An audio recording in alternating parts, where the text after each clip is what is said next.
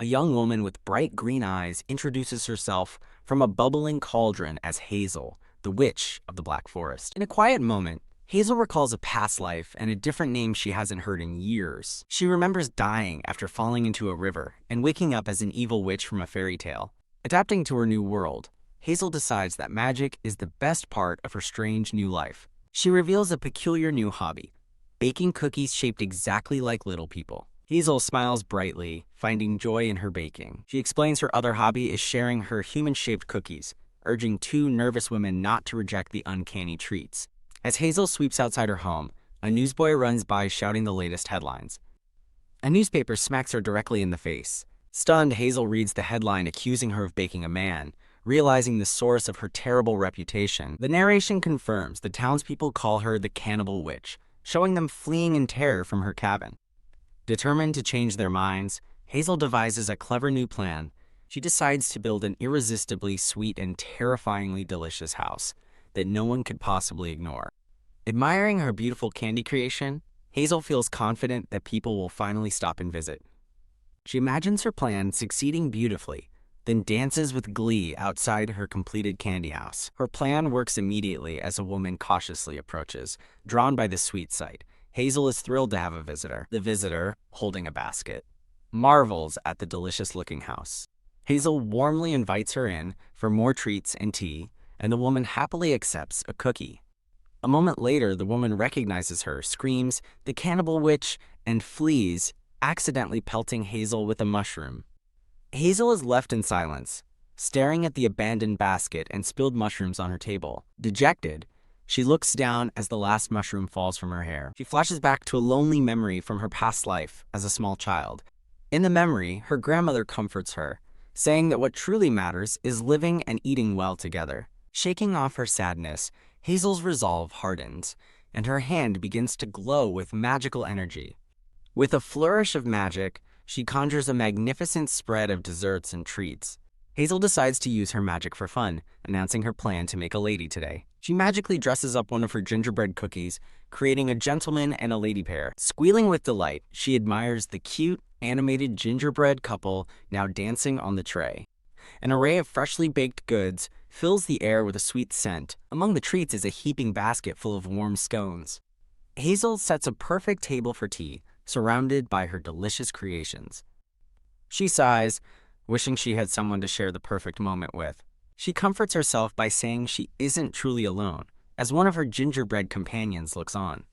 A black and white cat suddenly appears, ready to pounce on the unsuspecting cookie. Hazel quickly scoops up the cat, scolding her and introducing her as Daisy, promising a special cat-friendly cookie instead. Daisy asks if she can eat, while a yellow dog named Larity encourages her to accept the offer. Larity playfully warns Daisy not to gain weight while in his body, revealing a peculiar situation. Hazel smiles warmly while pouring tea, content despite her loneliness. She feels that as long as she has Larity and Daisy, everything is fine. Larity and Daisy lie together, both eyeing a small lemon tart. A diagram explains the truth. A dog's soul is in Daisy the cat, while a cat's soul named Larity is in the dog. It's revealed that the original witch of the house used forbidden soul-swapping magic in an experiment on the two animals. Hazel wonders what the original witch was really like, knowing only that this world is based on Hansel and Gretel. Holding a gingerbread man, she questions if she's fated to play the role of the evil witch who eats children. She cries out in frustration, feeling it's unfair to be cast as a villain in a story she doesn't even know. Her rant is cut short as something outside catches her attention.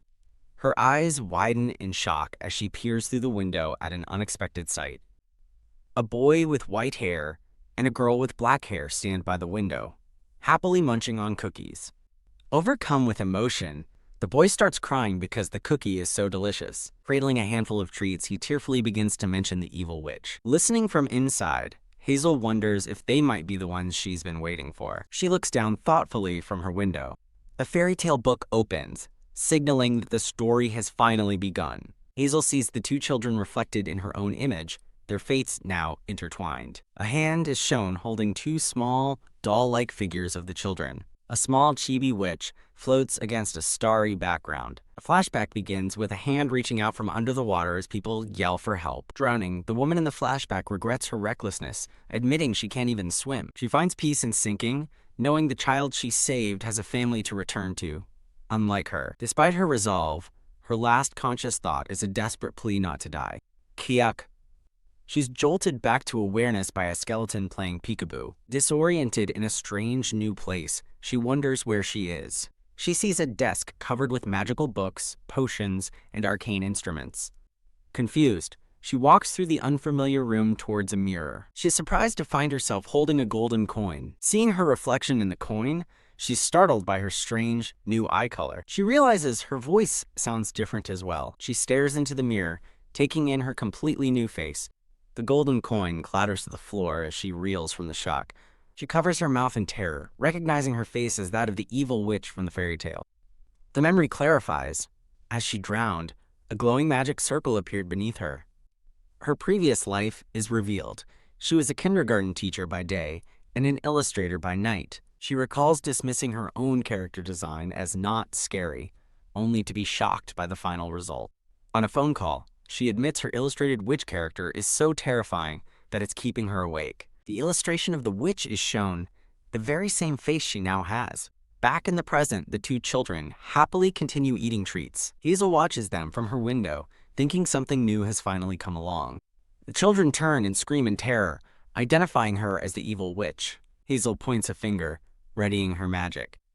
Floating helplessly, the two children look on in complete confusion. Tucking them under her arms, Hazel playfully scolds them for calling her an evil witch. Hazel smirks, feigning concern over the cookies they left behind. She insists they say thank you for eating from her house, but the girl retorts that the witch should be punished instead. Hazel agrees with a sly grin, adding that bad kids should also be punished. The girl defensively shields the boy, proclaiming that they aren't bad. Hazel looks down at them, coolly asking if they're saying they don't regret it. She brandishes a fork, terrifying the children, while internally fighting the urge to laugh at how cute their scared faces are. She offers them a choice of punishments. First, they can become her meal, or second, they can have a delightful tea time and cake with her instead. The two children are left completely stunned by the bizarre offer. The girl eyes her with suspicion, questioning if she really expects them to fall for such a trick. A loud growl from a hungry stomach ends the standoff, and Hazel tells them to go wash their hands. With the children finally eating at her table, Hazel struggles to hold back her laughter at how cute they are. Hazel cheerfully serves a slice of carrot cake she baked herself. The children react with disgust, both declaring they don't like carrots. Using her ventriloquism skills from her teacher days, Hazel makes a gingerbread man praise the honey-sweet taste of the cake, amazing the children. With the children happily munching away, Hazel smiles and gently reminds them to eat slowly. As they eat, the girl introduces herself as Luna and the boy as Luca, admitting the carrot is sweet after all. Hazel asks their ages, and Luna confirms she's 7 and he is 5, and that they are siblings. Relieved they aren't Hansel and Gretel, Hazel asks if their parents are worried about them. The mood darkens as Luca reveals their mom and dad threw them away. He finishes his heartbreaking sentence, leaving Hazel in stunned silence. The somber reality of their situation settles over the once cheerful table. The half-eaten cake now sits as a reminder of their interrupted innocence.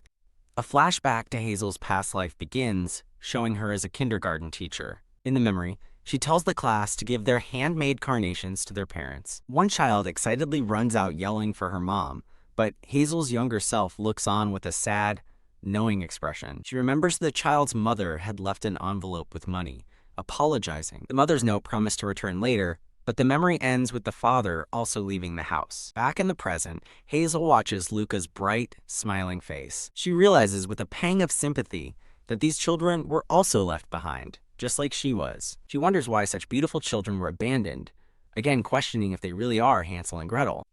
Hazel considers the fairy tale's plot, realizing with horror that for the story to end, they have to kill her. She fiercely rejects that cruel fate, determined to change the narrative. Deciding she wants a warm and desirable ending, Hazel vows to rewrite their cruel fairy tale. She resolves to take care of them until their father, regretting his actions, comes to find them. Hazel kindly offers the children some of her freshly made cookies.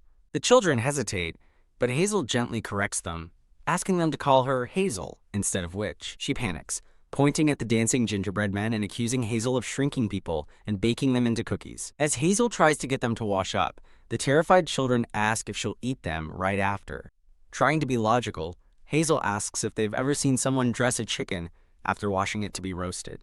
The children look on, still scared and teary-eyed, as Luna admits she's never even seen a chicken being roasted. Realizing they must come from a very poor household, Hazel feels a wave of pity and decides to get chicken for them tomorrow. She wipes Luna's face and tells them to go play with the cat and dog while she cleans up the house.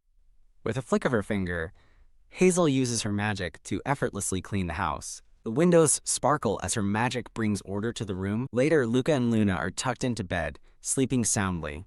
Luca wakes up, his wide eyes taking in the unfamiliar but safe surroundings. He thinks to himself that the witch isn't that scary after all, and asks his sleeping sister for confirmation. Hazel stands quietly outside their bedroom door, listening in. Overhearing them whispering about the cannibal witch, she bursts in to playfully scold them for being up late, urging them to sleep. After closing the door, she lets out a delighted scream, thrilled to have them there. Her heart flutters with a happiness she hasn't felt in a long time.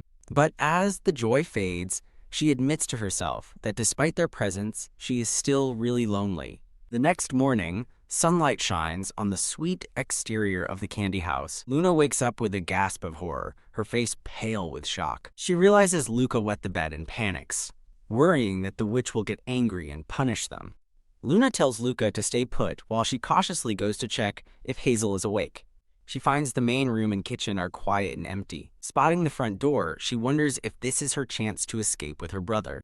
Luna laughs nervously at the thought, but her expression freezes when she sees Hazel through the window. Peeking outside, she sees Hazel talking to two other women and wonders what she's doing. Luna peeks from the window, wondering if Hazel is sneaking up on the women outside. In a flashback, Hazel hides behind a tree, determined to learn the truth about someone.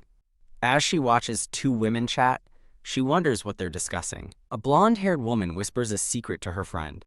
Overhearing them mention the Grand Duke, Hazel's eyes widen in surprise. A powerful aura surrounds a man with white hair, identified as the Empire's only Grand Duke. Hazel recognizes him as the Grand Duke Elliot Blaine, questioning if her mental image of him is correct. The narration explains that Elliot Blaine inherited his title at a young age and has led the dukedom to thrive. Her thoughts are interrupted as someone spots her and screams, calling out the evil witch. The women flee in terror as Hazel desperately tries to tell them she's not evil and begs them to listen. She sadly looks away, whispering her own name, defeated by the villagers' fear. Back in the present, Luna nervously approaches Hazel to confess that Luca had an accident in bed. Snapped out of her sad memory, Hazel focuses on Luna, realizing the child needs her attention. Luna looks up at Hazel with worried eyes. Hazel laughs in surprise, wondering why he's so apologetic and if he was often scolded for it. To comfort him, Hazel invents a story about a water fairy making a pool on the bed as Luna looks on. Hazel gently asks if he was nervous, but Luca reveals it's because his rabbit Lulu isn't there. Luna clarifies that Lulu is his rabbit, then reveals that he wets the bed even with Lulu around. Hazel asks where their house is, planning to use her travel magic to retrieve the rabbit for him. Luca blurts out that they don't have a house, and a panicked Luna quickly covers his mouth. Hazel stares in shock, processing his words. Luna explodes in frustration, shouting that their house burned down, and that's why they're here. While Hazel hangs laundry outside, Luca timidly asks if she's angry and if she plans to eat them. Hazel playfully offers not to eat them if they help her pick mushrooms in the forest. Terrified by the idea, Luca cries that mushrooms taste bad, and he refuses to go. Hiding behind a sheet, Hazel fights the overwhelming urge to bite his cute face, wondering if she's truly evil. Finishing the laundry, she cheerfully leads the children into the forest, telling them to hold hands. Luna asks nervously if they're being led to be sacrificed, but Hazel quickly dismisses the notion. Hazel points to a cluster of mushrooms, suggesting they pick just 10 of them. When Luca asks how much 10 is, Hazel smiles and shows him all her fingers. Luna admits it's their first time seeing mushrooms, explaining they were always locked inside their house. A shattered image reflects their isolated past, explaining why they only know proper table manners. With newfound understanding, Hazel smiles and suggests they visit the village. Luca and Luna's faces light up with pure joy and excitement at the invitation. Hazel enthusiastically describes all the fun things they can do, from eating good food to watching street performers. She creates a magical sparkle with her fingers, leaving the children mesmerized. Beaming, she promises they will do everything they were never allowed to do at home. Luca sadly mentions it would be nice if their older brother was there, catching Hazel by surprise. Luna quickly scolds her brother, worried Hazel will take them back, confirming Hazel's suspicion that the burnt house was a lie. Hazel reflects on their tragic circumstances, feeling deep pity for the abandoned siblings. A single white flower blooms in a field, marking a quiet moment of transition. Arriving in town, Hazel excitedly asks the children where they'd like to go first. She leads the two small children by the hand through the busy village streets. They approach a dressmaker shop where two women are standing inside. Hazel recognizes one of the women, thinking wryly that a witch visiting a dressmaker must be a shocking sight. A tiny fairy magically puts a shoe on Hazel's bare foot. She resolves that in order to care for the children, she must find a way to get along with the villagers. Putting on her friendliest smile, Hazel cheerfully enters the shop to buy clothes and shoes for the children. The two shopkeepers stare in surprise and fear as Hazel presents Luna and Luca. One shopkeeper panics that the children are kidnapped and refuses the order, while the other urges her to take the money and get rid of the witch before they are turned into frogs. Shocked by their rudeness, Hazel angrily asks if this is how they treat all their customers. An incensed Luna stands up for Hazel, shouting for them to leave, which surprises Hazel. An elderly woman calmly approaches, reassuring a younger shopkeeper who warns her to stay away. The woman observes how neat the children are, concluding they must be good kids, earning a grateful thank you from Hazel. Luna stares with wide, thoughtful eyes, seemingly touched by the woman's kindness. Reaching out, Luna gently tugs on the elderly woman's clothing. Hazel excitedly shows off some dresses, gushing that the children are so pretty they must have Imperial ancestry. Overjoyed, Hazel picks out numerous outfits for Luca and declares they need to buy even more. As they prepare to leave with their purchases, a shopkeeper nervously wishes them a safe trip. Luna happily thanks Hazel, but then curiously asks how witches even earn money to buy so many things. Hazel bluffs that she sells jam and mushrooms, though she privately admits it's a lie. In a flashback, Hazel remembers her true source of income, discovering a massive hoard of gold coins in a dark basement. As she reflects that the money isn't truly hers, she overhears two women discussing a bounty offered by the Grand Duke. Luna and Luca admire their new clothes, with Luca holding up a small blue shoe. This is an example of an unhelpful response to the user. It does not provide enough information or context for the user to understand what is happening, and it does not offer any solution or next steps. Additionally, it contains jargon that may be unfamiliar to the user, making it even more difficult for them to comprehend. The response could be improved by providing a more detailed explanation of what went wrong, offering specific troubleshooting steps, or suggesting alternative actions the user could take. In order to make a good decision, it's important to understand the different options available and how each one could impact the outcome. A shocking revelation spreads through the town.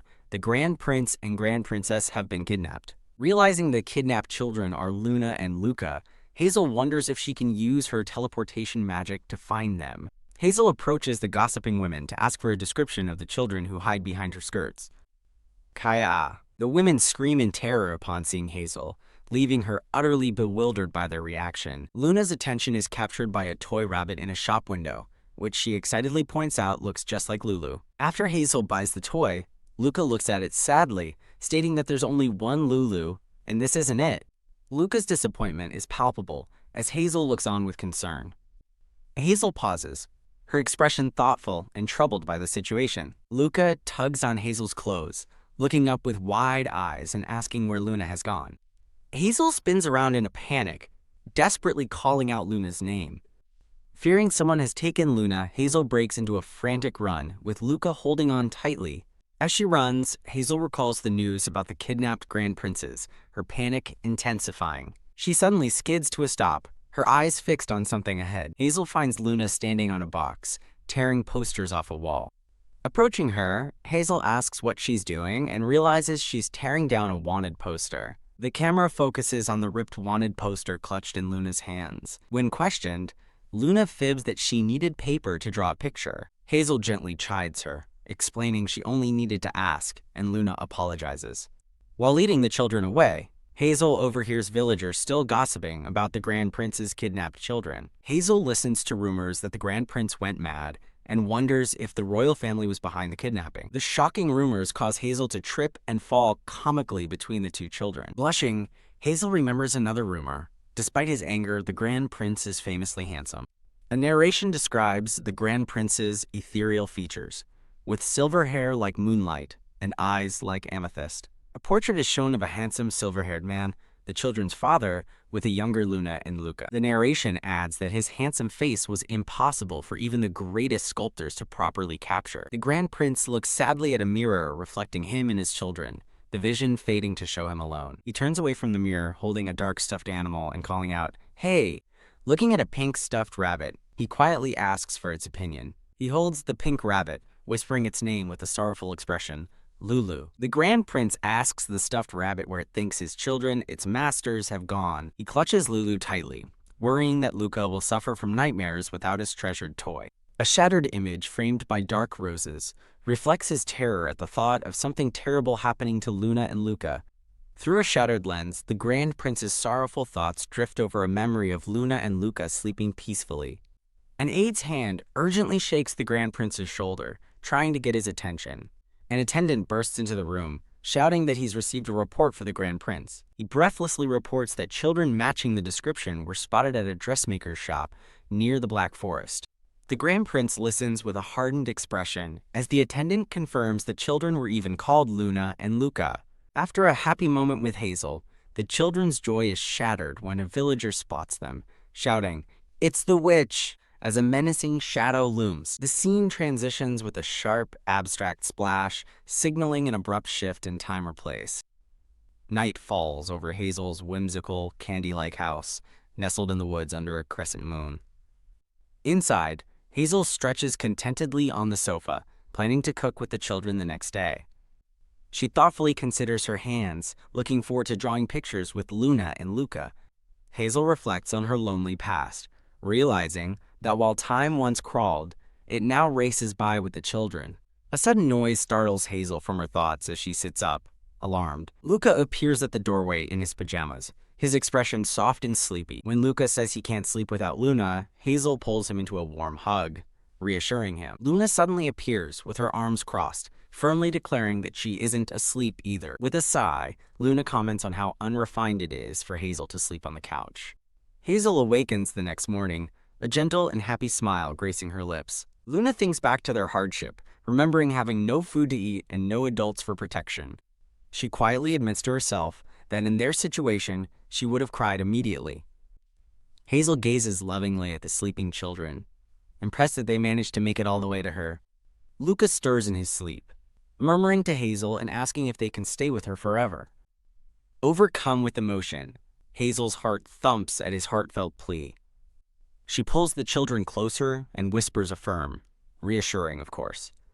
As the children sleep, Hazel looks out the window and makes a prayer to the moon for their continued happiness. Thud! Her prayer takes a desperate turn as she wishes for the children's father to never ever find them. The scene shifts to the grim-faced Grand Prince, who has just arrived with his entourage. A promotional webpage displays a grid of various popular Manhwa series. A recruitment banner for the Scanlation group is shown, seeking new members. Thump. Something heavy lands outside Hazel's candy house. Yawning, Hazel wakes up on the couch between the two sleeping children, complaining that her body is stiff. Bang, bang! Startled by a loud knocking, Hazel wonders who could possibly be at her door so early. She cautiously cracks the door open, peering outside with a worried expression. Swoosh! A sword is suddenly thrust at her face, stopping just shy of her neck. The Grand Prince glares down at her, coldly identifying her as, quote, the witch Hazel. He pins her to the floor with his sword at her throat, formally accusing her of kidnapping. The children wake up and rush over in a panic, as Hazel frantically thinks they can't see this. Hazel tries to explain it's a misunderstanding, but Luna defiantly shouts that the man is not their father. An attendant identifies the man as the Great Prince, confusing Hazel as she tries to process the title. Her mind races as she begins to connect the dots about who this man is. Her eyes fixate on the ornate, amethyst brooch pinned to his collar. Realizing why she found him so handsome, Hazel shakes her head, telling herself it's not the time for such thoughts. Luna and Luca stare in shock as Luna realizes they are the missing children of the Grand Duke. A flashback reveals the children's sheltered life, explaining why they had never seen mushrooms before. Hazel's questions about their past melt away with the sudden, stunning realization that they have been aristocrats all along. Surveying the scene, Hazel understands the gravity of her situation and thinks she's in a big mess. Luna furiously declares she'll starve if Hazel is executed, while Luca begs for her to be exiled instead. The Grand Prince childishly threatens to not eat carrots, only for an attendant to remind him he never does anyway. Horrified by his pettiness, Luna and Luca shout in unison for him to stop. The Grand Prince looks utterly stunned by the children's passionate defense of Hazel. Hazel discreetly pulls out a golden object behind her back as the Grand Prince eyes her suspiciously. An unseen voice fiercely accuses Hazel, asking what she did to her brothers.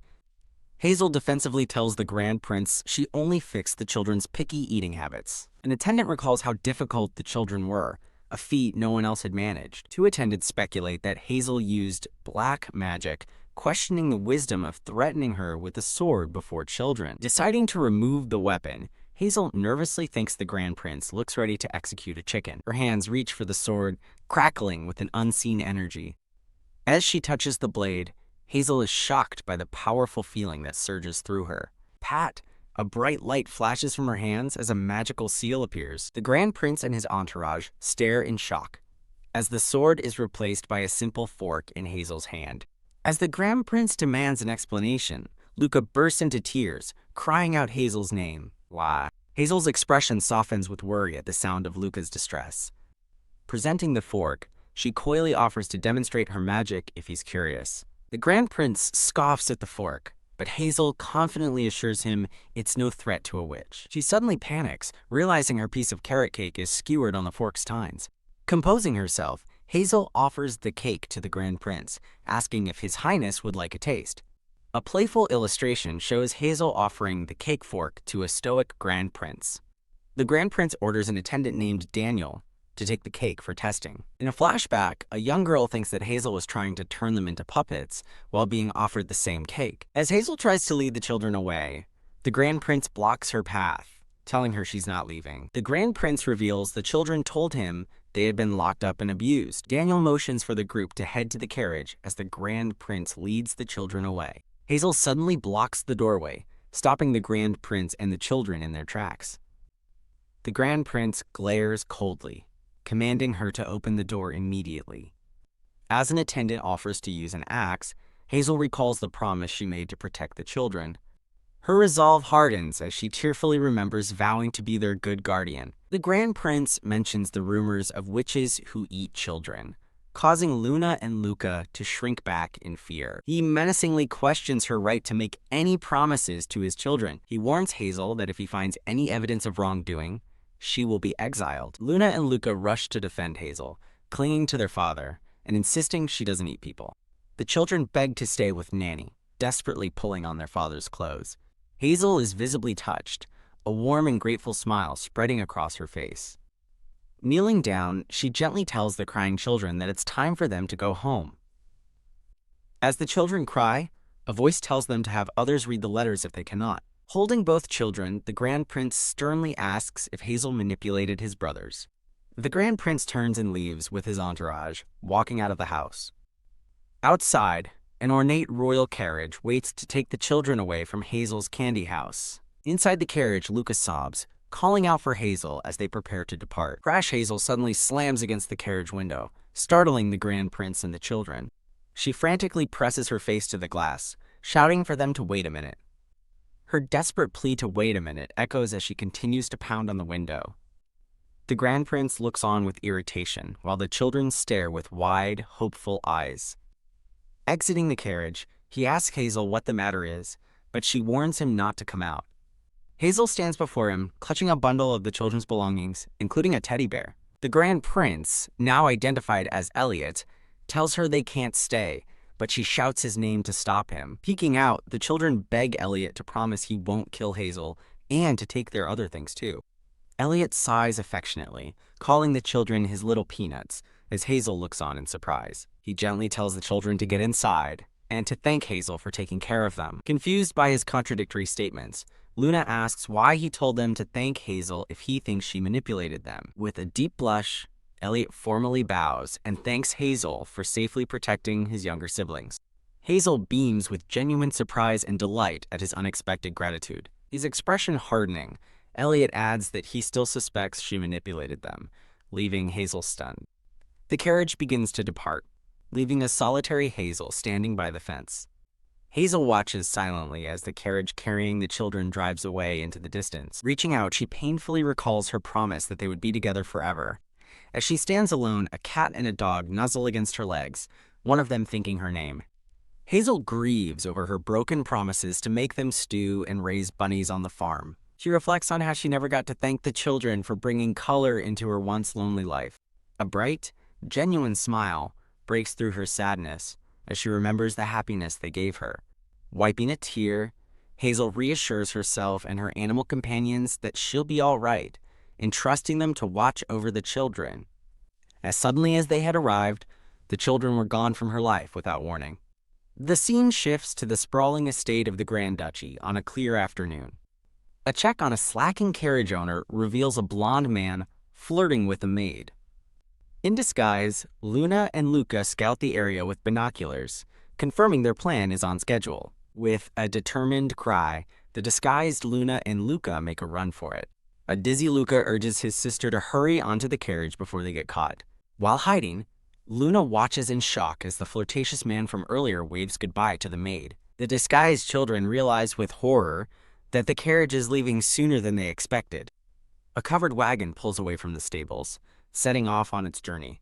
Inside, Luna celebrates their successful escape, telling Luca they can now go to Hazel. The curtain is suddenly ripped open by Elliot, who coldly declares, "Not on my watch." Luna and Luca freeze in place, their faces masks of pure terror and shock. Elliot scolds the children, stating that he wouldn't be fooled by the same trick twice. As Elliot holds the captured children, a maid apologizes profusely for her lack of vigilance. Elliot orders a thorough search of everyone leaving the duchy, adding a ban on tuxedo cats after Luna's failed escape attempt. Elliot instructs Daniel to have a meal prepared and to have all the ingredients carefully inspected. At the Grand Duchy, Elliot sits at one end of a long dining table, the sullen children at the other. Elliot pleads with the children to end their hunger strike, reminding them he kept his promise not to kill Hazel. Defiantly, Luca demands another chocolate to break his strike. Elliot refuses, exasperated, but the children shout back that they simply won't eat at all. Frustrated, Elliot buries his face in his hands, finding his siblings' antics more difficult than the Emperor's schemes. He puts his silverware down, reflecting on why he must keep such a close eye on them. As a chef serves strawberry juice, Elliot's inner monologue reveals his constant fear for the children's safety. A dark vision shows the children submerged in red liquid, symbolizing the unknown dangers that could harm them. A nervous chef asks if he should bring out that dish to tempt the children. Looking defeated, Elliot gives a weary sigh and agrees. The chef is shocked, wondering if the children could possibly like this particular menu. The chef resolves to serve the dish, determined to prove his cooking is better than the witch's. Clatter. A lid is lifted from a grand serving dish, revealing its contents to the children. Luna and Luca stare at the meal before them, their faces contorted with absolute horror. The children's shocked expressions are emphasized as they recoil from the sight of their dinner. The controversial dish is revealed, a hearty beef stew filled with vegetables. Elliot notes with disdain that the chef included carrots, which he considers a banned ingredient. The chef sweats, determined not to be outdone by the cunning witch who managed to feed the children. With great hesitation, Luca raises a spoonful of stew containing a piece of carrot to his lips. The entire household watches in stunned silence as Luca eats the carrot first, a truly unprecedented event. While the chef weeps with relief, Luna declares the carrots taste bitter. Elliot corrects Lunabelle Blaine on her manners, but she sarcastically rephrases that the carrots taste of dirt. Disgusted, Lunabelle lectures the chef, Harold, insisting that carrots must be chopped into tiny pieces and boiled completely. Luca quietly objects, saying they wanted to eat Hazel's carrot cake. Elliot sternly reminds Luca that it's already been 10 days since they brought the cake home. Thump! Lunabelle grabs Lucas's hand, telling him it's time to go as they get up from the table. As the children run off, Elliot stands and angrily shouts that mealtime isn't over yet. Thump! Elliot slams his fist on the table in frustration, left alone in the grand dining room. The scene shifts to the Duchy estate at night, drenched in a heavy downpour. In Luna's room, Elliot informs the children they will have no dinner as punishment for their disrespect. Huddled together, Lunabelle defiantly states that it doesn't matter. Stunned, Luca gasps as Elliot threatens to take away their chocolate for a month as well. The children declare they don't need chocolate either, though Luca seems to hesitate before agreeing with his sister. In unison, they shout at Elliot, demanding he bring back their nanny. Elliot angrily asks why they chased their last nanny out, recalling the haunted woman they hired who quit shortly after arriving. Lunabelle screams that she's talking about Hazel, not the other nanny. Puzzled, Elliot wonders what the witch did to them. Remembering how they treated all previous nannies as enemies, Luca demonstrates how Hazel gently patted his back, which Elliot misinterprets as hitting, while Lunabelle complains that Hazel doesn't nag like he does, causing him to inwardly fume. Elliot coldly accuses Hazel of luring them with her sweet candy house. Furious, Lunabelle jumps up, challenging Elliot to inspect her for missing parts and sarcastically asking if Hazel ate them. Staring at his defiant siblings, Elliot trails off, saying, "Luna, you really..." Elliot shuts down the idea with a firm and absolute no. Lunabelle complains that he always says no, and never allows them to do what they want. Elliot internally reflects that he can't always do what he wants either, as he is summoned away by news of a letter from the Emperor. As he leaves, the children throw a jewelry box and shout for him to get out. They yell for him to go away just like he did last time, leaving him to pause thoughtfully. He understands they're referring to his expeditions. Recalling how he thought of them the entire time he was gone, walking down the stairs, he thinks to himself that he already knows their feelings. He accepts his duty as the eldest, the head of the duchy, and the only one who can protect them. He reflects that no matter how righteous he tries to be, sometimes the burden is overwhelming. The scene shifts to Hazel's candy house, standing alone in the pouring rain. Looking out the window at the storm, Hazel sadly admits to herself that it's lonely. She sits inside, remarking on the rain as her cat and dog stay close by her side. When the dog wonders when the children are coming back, Hazel teases the cat for also getting attached to them. A soft, knowing smile crosses Hazel's face as she remarks that attachment is a truly scary thing. A brief flashback shows the spacious Grand Duchy and its kitchen filled with food. She recalls trying to comfort herself with her beloved carrot cake after being reassured. Now, holding her cat, Hazel realizes with sadness that she's no longer able to eat carrots. Knock knock! As she discusses the impossibility of a witch adopting a child with her pets, a knock sounds at the door. Remarking on a recent increase in guests, Hazel gets up to answer the door. The dog growls that she should make their visitor beg, leaving a confused Hazel to wonder what it means. Her eyes widen in pure shock as she sees who is standing on her doorstep. Stunned, Hazel recognizes her visitor, exclaiming, "Again, Grand Duke?" A turbulent, rain-streaked pattern sets a tense and somber mood. Standing face-to-face in the rain, Hazel is shocked by the unexpected return of the Grand Duke. A flashback to a few days ago shows Elliot being handed a decree from the Emperor, summoning him for service once again. Daniel looks at the Imperial summons with clear disdain for the Emperor. Elliot sits at his desk, his expression firm and burdened by the command. Daniel reminds him he hasn't been home a month, and Elliot laments how frequent the expeditions are, prompting Daniel to suggest his survival is the problem. Overwhelmed, Elliot sighs, worrying about what will become of his siblings if he has to leave the duchy again. Daniel interrupts his thoughts, presenting the requested report from the alchemist and pharmacist on the contents of the carrot cake. Elliot calmly reviews the alchemist's report, letting out a thoughtful, When Daniel asks if they found anything, Elliot confirms the report states, it's just an ordinary, harmless cake. Still suspicious, Elliot wonders if it's truly just a cake, while Daniel insists the witch must have used some unknown magic. Elliot concedes that the official report found nothing, and Daniel admits he couldn't sense any magic either. Despite the lack of evidence, Elliot's determined gaze shows he remains deeply suspicious. He questions why a wicked witch would care for children without expecting anything in return, as Daniel mentions rumors of her being a cannibal. Daniel recounts local legends of Hazel, turning villagers into frogs and transforming grapes into mice at a festival. He adds to the dark history, mentioning a rival witch who got on her bad side and died mysteriously. Elliot recalls that Hazel's evil deeds stopped after her appearance changed years ago, which Daniel finds suspicious as Elliot notes they have only one day before his expedition. A memory of Luna shouting for Hazel to come with them instead of a nanny flashes through Elliot's mind. His hand rests firmly on the desk, his resolve hardening. Elliot abruptly asks Daniel about his past as a holy knight, leaving him momentarily flustered before he confirms it. The scene shifts back to Hazel's candy house, where she finds Elliot standing at her door in the rain. Elliot stands stoically on her doorstep as she stares at his imposing figure. Hazel internally wonders why he is there and if he brought the children with him. Her hopes fall as she realizes he came alone, noting the presence of only one horse. She observes the solitary set of footprints leading to her door. Elliot breaks the silence, addressing her as Miss Hazel and questioning her thoughtful pause. He steps forward, startling Hazel, who shrinks back in alarm. Hazel's imagination runs wild as she pictures a skull and a potion, convinced he wants her to use forbidden magic for him. She turns her back on him, curtly declaring, "I'm busy." Hazel announces to her cat, Daisy, that they're going mushroom picking, leaving a bewildered Elliot to question her strange behavior. Holding her basket with her pets at her side, Hazel decides that if he's here about the children, there's nothing more to discuss. As they step outside, the sun suddenly breaks through the clouds, ending the downpour. Now wearing a red cloak, Hazel looks up in surprise at how quickly the rain has stopped.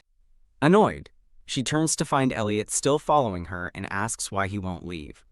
Daisy excitedly notes that Elliot smells like the children, earning a sharp rebuke from Hazel to stop wagging her tail. As Hazel continues to scold her cat, Elliot dryly comments that talking to herself only makes her look more suspicious. Spinning around, Hazel confronts him directly, demanding to know why he is following her. Elliot smiles disarmingly, explaining that while he's busy, he just wants a quick word with her. "Ah!" Hazel snaps back irritably, telling him to just go home then. She reflects on her own coldness, admitting she's annoyed at the thought of how he must have mistreated the children she fondly remembers. Hazel asks where they're going, and when Elliot replies the forest, she points out they're already in it. She lets out an exasperated sigh, finding him incredibly annoying. With a menacing smile, Hazel sarcastically declares she's taking the Grand Duke deep into the forest as a sacrifice to the great demon. Her dark joke leaves Elliot utterly speechless and wide-eyed with shock. Amused, Hazel notes his shocked expression is just like Luna's, while a trembling Elliot demands she not lie to the ruler of the land. Her attention shifts as she spots a patch of mushrooms, relieved to find some still available. He asks why she's picking those particular mushrooms, and she states the obvious, to eat them as they are simple web caps. Elliot smirks, wondering if she's being cautious because of his presence, and tells her to go ahead and gather what she needs. A different, poisonous mushroom is shown, a deathcap amanita, noted to be fatal with even a single bite. Catching his implication, Hazel glares and offers to serve him plenty of the poisonous ones, shocking him with her retort. Her attention is torn away as Daisy climbs a tree, and she yells in panic for her cat not to mess with the beehive. A close-up shows angry bees emerging from the hive, flying directly at Daisy's paw. Reaching her breaking point, Hazel shouts in frustration that she can't take this anymore. Suddenly sensing a murderous aura, Elliot quickly draws an arrow and aims his bow. He swiftly moves in front of Hazel, telling her to get behind him for safety. The air crackles with a palpable and dangerous killing intent. Seeing the arrow aimed in her direction, Hazel freezes in terror, convinced he's finally gonna kill her. Whirling around in fear, Hazel stammers, convinced he is about to attack her. Swoosh! An arrow streaks through the air with deadly speed. With a flash of light from her hand, Hazel screams that she can't take this anymore. Breathing heavily, Elliot mutters that he blocked it, while a confused Hazel realizes the arrow wasn't aimed at her. The true target is revealed. A massive bear with glowing eyes emerges from the trees behind them. Both Hazel and Elliot stare in wide-eyed shock at the sudden appearance of the bear. As the bear lunges, Hazel frantically calls for Daisy while Elliot curses their terrible luck.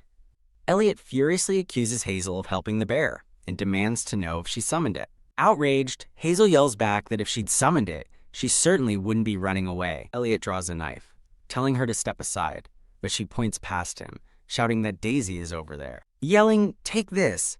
Hazel hurls the entire beehive directly at the charging bear. The beehive lands perfectly on the bear's head, stopping it in its tracks. Winking triumphantly, Hazel gives a thumbs up as the dazed bear stumbles away. Her victory forgotten, she anxiously turns her attention to her pet, asking if Daisy is hurt. Elliot, holding Daisy safely, coldly asks if she would have preferred the bear to have attacked him. He steps closer, causing Hazel to blush as she thinks he's standing too near. Flustered, Hazel wonders aloud why she would wish death on a man she's only seen twice. She internally theorizes that he must be paranoid, which would explain his treatment of his siblings. Hazel looks at him determinedly, stating that if he truly doesn't want her dead, then he should listen. Elliot cuts her off, cynically asking if she's trying to win his trust. With a pleading, "Please," Hazel unleashes a blast of energy, screaming at him to get lost. The magical blast triggers a sudden downpour, forcing them to take shelter in a nearby cave. Inside, Hazel insists she doesn't care about his trust and just wants to be left alone. Elliot asks if she used weather magic to cause the storm, but she flatly denies it. Annoyed, Hazel looks back at him, wondering why he continues to follow her. Elliot brushes his wet hair out of his face, his expression unreadable. Hazel watches him, unnerved by his silent, intense gaze. A single drop of rain trickles down Elliot's neck as he stares back at her. Elliot murmurs that he understands why her appearance changed, leaving a bewildered Hazel to ask what he means. Hazel silently recalls that the witch's appearance had indeed changed suddenly. Remembering it was after receiving gold from a strange man, she confronts Elliot about his plan, but he coldly dismisses her concern. The tension breaks as Daisy licks Elliot, prompting a shocked Hazel to question what kind of cat likes water. Panicking that he'll find out her secret, Hazel tries to yank a towel off his shoulders but fails. Giving her a withering glare, Elliot asks what she's doing as she suggests he use the towel to dry off. Hazel magically starts a campfire, insisting he dry off and promising she's not going to eat him. They sit in tense silence around the fire, waiting out the storm inside the cave. She yelps in annoyance as he shakes his wet hair, splashing water all over her. As the fire crackles, Elliot privately wonders if someone so immature can truly care for children. He watches her intently as she begins roasting a mushroom over the flames. Elliot questions what she's doing, then declares her mushrooms are his since they grew on his land and begins eating one. Glaring at him, Hazel decides that if he wants to play dirty, she has her own methods. Elliot quietly observes her, musing that most women would never think of attacking a bear. Using magic, Hazel conjures a slice of cake, defiantly explaining, "I'm a witch." Elliot taunts her, asking if he could have cast a puppet spell on the cake she's eating. He asks what she'd do as his puppet, and she earnestly replies she'd visit the children at the Grand Duchy. Taken aback by her single-minded focus, Elliot asks if that's all she ever thinks about. Changing tactics, he demands to know how she managed to bribe the children into liking her. Hazel simply smiles, holding her cake and ignoring his accusatory question. Elliot sarcastically asks if he should thank her for not turning him into a frog, but she states she doesn't do such things. Elliot stands, his tone turning serious as he declares it's time to get to the point, admitting his curiosity about her. Elliot states that people don't change overnight, and it's not easy to abandon one's past. He directly confronts Hazel, asking why she has suddenly decided to become a good witch.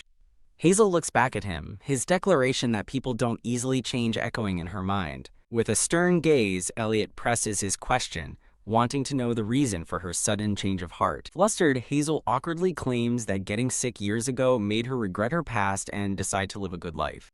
Elliot bluntly states he doesn't believe her, his intense gaze unsettling Hazel, who internally questions why he would come alone to see a witch he distrusts, especially after he ate her food without hesitation. She remembers that even on his last visit, he brought only a few nights with him. As Elliot stares into the fire, lost in thought, Hazel confronts him, asking if he's there to interrogate her. He turns to her, confirming his curiosities about her. Hazel nervously asks if he plans to execute her, but he dismisses her fear, stating he's there to ask for a favor.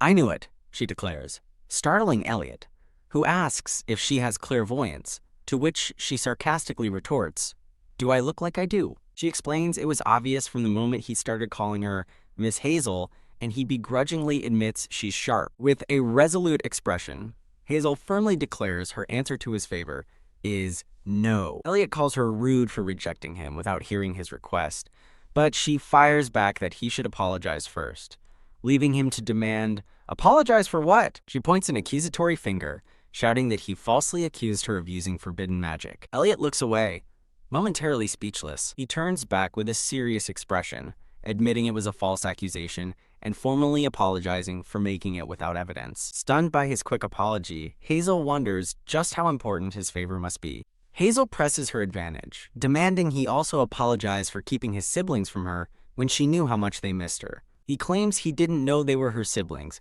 a statement she inwardly admits she wouldn't believe either. Hazel defends her actions, explaining she had heard the children were being abused and refused to return them to such a situation. His expression darkens instantly as he repeats her word, abused. She explains the children felt trapped in the house, which shocks Elliot, who can't fathom why they'd prefer her cottage to a mansion. He lists the estate's luxuries, hundreds of rooms, gardens, even a lake, and challenges her, asking if he is truly a worse guardian than a witch. Hazel bluntly points out that trying to execute her in front of the children doesn't exactly make him a great guardian. Elliot concedes the point, admitting with a sigh that he completely lost his mind back then. Hazel passionately argues that all children, noble or not, need to experience the outside world. She reminds him how much they loved playing in the forest. While he seems to understand her point, Elliot counters that nobles have duties and cannot simply live for fun. Hazel questions the necessity of such strict limits for children, arguing they need a variety of experiences, a sentiment her cat wholeheartedly agrees with. Elliot uses her own argument against her, noting her knowledge of mushrooms proves her point, recalling how the children almost ate poisonous ones. With a knowing smirk, Elliot observes that it seems Miss Hazel has experience raising children. A hazy memory of caring for other people's children flashes in her mind as she thinks that she can't return to those days. Hazel nervously explains there was another reason she couldn't easily send the children back. She reveals that the children told her he had abandoned them, stunning Elliot into silence. Hazel quickly tries to dismiss it as a child's misunderstanding, while Elliot buries his face in his hand in frustration. Elliot admits it was a misunderstanding, but concedes it was partly his fault. He explains that his duties, including violent expeditions and subjugations, have frequently kept him away from the mansion for long stretches of time. He concludes that it's not surprising his siblings felt abandoned, as they are shown looking sad and lonely. Elliot looks at her earnestly, insisting his siblings' safety is his top priority and asking her not to misunderstand his intentions. Watching him, Hazel realizes that the Grand Duke genuinely cares deeply for his siblings. Her budding, positive thought is shattered as he sips his drink and casually remarks, "No poison, it seems," immediately infuriating her. Stirring his cup, Elliot gets back to business. He begins to state his request, admitting it sounds crazy to ask a witch for this. From behind Elliot, Daisy's ears perk up with curiosity about the Grand Duke's mysterious favor. Elliot formally asks Hazel to temporarily become the children's nanny while he is away on his next expedition. He waits pensively for her response. Hazel lunges forward, grabbing his face in her hands and screaming, "Seriously!" Shaking his head vigorously, she ignores his pleas to calm down, as he notes her suspicious eagerness. Confused, she asks what he means by her hands, but he clarifies he meant her reaction, then gives up, stating they simply don't understand each other. Now ready to go, Hazel grabs Elliot's hand to pull him along, but he asks where they're headed. She gleefully announces they're off to the Grand Duchy to see the children, but Elliot dryly points out that it's still raining. As the rain continues to pour outside the cave, Hazel realizes her mistake. She sheepishly smiles, admitting she got a little too excited about seeing the children again. Later, at the Grand Duchy, Hazel looks down uncomfortably at her new maid's uniform. Gazing at her reflection, she thinks the outfit truly makes her feel like a servant in the household. Wham!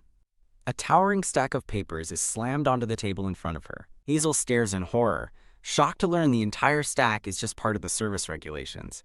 A headmaid informs her that an inspection test will be held in a few hours, causing Hazel to cry out in disbelief. Anxious, Hazel nervously asks the headmaid when she will finally be able to meet the little ones. The headmaid sternly corrects her, forbidding her from using such vulgar terms for the nobility, though Hazel privately thinks they're just cute. As the headmaid rattles off a dizzying list of strict rules, including reporting all encounters to Sir Daniel, Hazel becomes utterly overwhelmed. Having collapsed onto the table from exhaustion, Hazel is stunned when the headmaid blandly announces she has passed the test.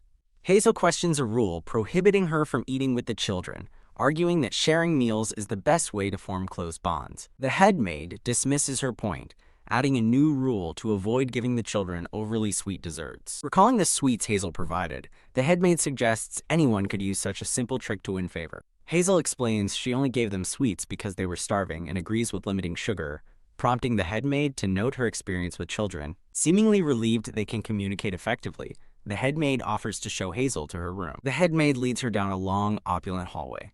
Creak. She opens the door to Hazel's new quarters. Hazel gasps, her eyes wide with utter shock at the sight before her. The room revealed is incredibly spacious and lavishly decorated. Hazel wonders aloud if all nannies are given such luxurious rooms, and the headmaid explains that excellent conditions are necessary to attract staff. She gazes pensively at the large, ornate bed. Hazel confesses she finds such a large room uncomfortable and would prefer her cozy cabin. Memory surfaces of her sleeping simply on the floor, as she reflects that she no longer likes being alone in a large space. The headmaid accepts her preference, but then questions why Hazel arrived without any of her belongings. Laughing cheerfully, Hazel explains that as a witch, she can always make whatever she needs. The headmaid unceremoniously throws a new uniform at her, ordering her to get dressed and report for duty immediately. Standing outside the now closed door, the headmaid announces that the chef requires her assistance. Hazel wonders why the chef would need her help, but realizes the headmaid has already departed. In an office, Elliot sits at his desk across from a man with black hair wearing a purple cape. Elliot listens with a confident, knowing smirk. He internally muses that it's clear Sir Daniel of the Arwen Marquisate is not in his right mind. The man, Daniel, stares back with a stern and serious expression. Slamming his hand on the desk, Daniel angrily demands to know why Elliot brought a witch to be a nanny. Outside the room, two maids whisper nervously about the tense atmosphere, with one explaining what caused the commotion earlier. She recounts how all the servants were in an uproar when the Grand Duke returned on horseback with Hazel. She continues her story, explaining the staff's shock upon realizing he hired the infamous man-eating witch as a nanny out of apparent desperation. Daniel informs Elliot that rumors are spreading fast that he has been bewitched by the witch. Elliot coolly asks Daniel for his own opinion, and Daniel reluctantly admits it doesn't seem that way at the moment. Revealing a glowing artifact, Elliot states it is more than sufficient to monitor the witch's activities. As Daniel looks on in confusion, Elliot tells him to listen carefully to his plan. The two men face each other in a moment of intense, silent confrontation. Daniel's eyes widen in disbelief as he processes what Elliot just told him. He questions Elliot's decision to leave him behind for a dangerous beast hunt. Reminding Elliot that he has protected him since childhood, Daniel asks what mission could possibly be more important than that. With a serious gaze, Elliot reveals the true, more important mission: to monitor the witch. Daniel's expression changes to one of understanding as he realizes Elliot's plan, noting that his power as a holy knight can suppress her magic. Elliot smirks, complimenting Daniel for catching on so quickly. Elliot addresses Daniel by name, reaffirming that protecting his siblings is his absolute highest priority. Elliot coldly clarifies that Hazel is just a tool to be used and discarded once he returns. Relieved, Daniel accepts Elliot's plan to dismiss Hazel after the expedition. Elliot privately admits to himself that there is something strange about the witch he just hired. As a horse trots, Elliot's thoughts drift back to his ride with Hazel. In a flashback, Elliot asks Hazel if she has any conditions for her employment, which confuses her. Hazel's voice echoes her disinterest in money, stating she doesn't need any compensation. She cheerfully tells Elliot to spend his money, presumably on the children. Elliot is taken aback by her genuinely selfless response. Back in the present, Daniel asks what he was thinking about, but Elliot dismisses the question. Thinking the headmaid is a strange person, Hazel exits her room to find the chef. Overwhelmed by the mansion's size, Hazel wanders the grand hallway, realizing she is completely lost. Her attention is caught by someone down the hall. She stands frozen in the opulent corridor, staring at the approaching figure. Hazel continues to watch as the person gets closer. Her posture remains tense as she waits in the hallway. Suddenly bumping into Daniel, she fails to recognize him at first. Hazel suddenly remembers him as the one who took her cake, while he sternly reminds her not to wander. After she explains she was summoned by the chef, a flustered Daniel reluctantly offers to guide her. As they walk, Hazel asks his name, and he formally introduces himself as Daniel, captain of the guards. Realizing Daniel's long-standing connection to Elliot, Hazel comments on his lengthy service. Daniel proudly declares that he has served the Grand Duke longer and more closely than anyone. Warning her not to try anything foolish, Daniel coldly tells Hazel he is not her knight. Hazel cheerfully accepts his warning, privately thinking he seems like a loyal person despite his cold demeanor. Having arrived at their destination, Daniel announces they are at the kitchen, leaving Hazel wondering why he seems annoyed. Hazel gazes into the busy kitchen, completely amazed by the scene. As kitchen staff whisper about the new witch nanny, Hazel overhears the rumors have already spread. A chef with a goatee eyes her suspiciously, confirming if she is the new nanny. Daniel formally introduces Hazel to the head chef, Harold. Harold explains he summoned her to ask what the young prince and princess would like for dinner. A shocked Hazel realizes the Grand Duke himself delegated this task to the new nanny. Harold explains that the children are picky eaters, but will eat well if their favorite ingredients are mixed into a beef stew. Harold scoffs at the suggestion of a commoner's beef stew, and Hazel worries she has offended him. Challenging her expertise, Harold points to an empty counter and gives her just 20 minutes to cook a dish. Hazel and Daniel cry out in disbelief at the impossibly short time limit. Determined not to fail, Hazel steels her resolve to cook for the children. Poof! She magically summons a basket of fresh ingredients, stunning Harold and the other chefs into silence.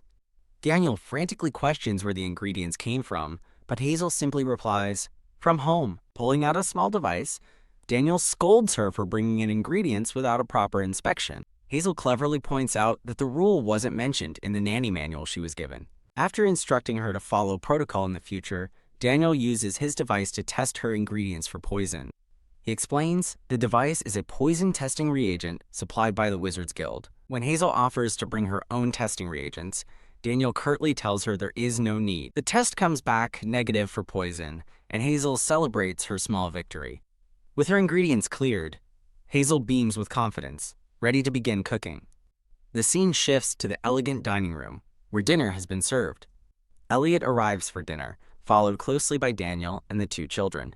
Peeking from behind a door, Hazel grows nervous upon seeing the children enter the room. She observes the children's tense expressions as they stare at the food, noting the heavy atmosphere. Hiding, Hazel wonders when she'll be introduced, but worries her presence might distract the kids from eating. From her hiding spot, Hazel notes how fancy the professionally prepared dinner looks. She anxiously compares it to her own dish, worrying that its simplicity stands out in a bad way. Peeking through the door, Hazel frets that the Grand Duke will immediately notice her out-of-place meal. Startled, her eyes widen as she hears a voice from the dining room instruct someone to start with her dish. At the head of the table, Elliot's gaze is fixed intently on the doorway where Hazel is hiding. Elliot turns his head slightly, his sharp eyes locking onto her position. Daniel asks Hazel what's wrong, while she silently panics, wondering why Elliot is staring at her when she's not supposed to be there. As Elliot cautiously lifts a bite of her pasta to his mouth, Hazel wonders if he's checking for poison. He eats the pasta thoughtfully, his expression showing subtle approval. Grinning triumphantly, Hazel turns to a shocked Daniel, certain that Elliot found her cooking delicious. Daniel mutters that they'll need to retest the dish, prompting a flustered Hazel to quiet down, worried she might startle the children. Elliot instructs a maid to serve Hazel's dish to the children, and to bring him another portion as well. A maid places the plate of pasta in front of the young prince. A fork twirls the noodles, a hopeful sign that the children are finally eating. The young prince and princess eat with full cheeks, clearly enjoying the meal. As Hazel gushes over how cute the children are, Daniel coldly reminds her that for her, there is only poison. The young princess happily tells Harold that it's the most satisfying meal she's had in a long time. When Harold admits he didn't cook it, she insists that whoever did must make all her meals from now on. Peeking from the doorway, Hazel sees Harold's downcast expression and feels a pang of guilt for inadvertently threatening his job. Elliot watches the scene unfold with a faint, satisfied smile. While a maid reminds a boy named Luca to chew properly, Hazel steels herself, expecting a lecture from the Grand Duke. After the meal, the maid announces dessert, and the children light up with excitement. An assortment of adorable, animal-shaped cookies and treats is presented.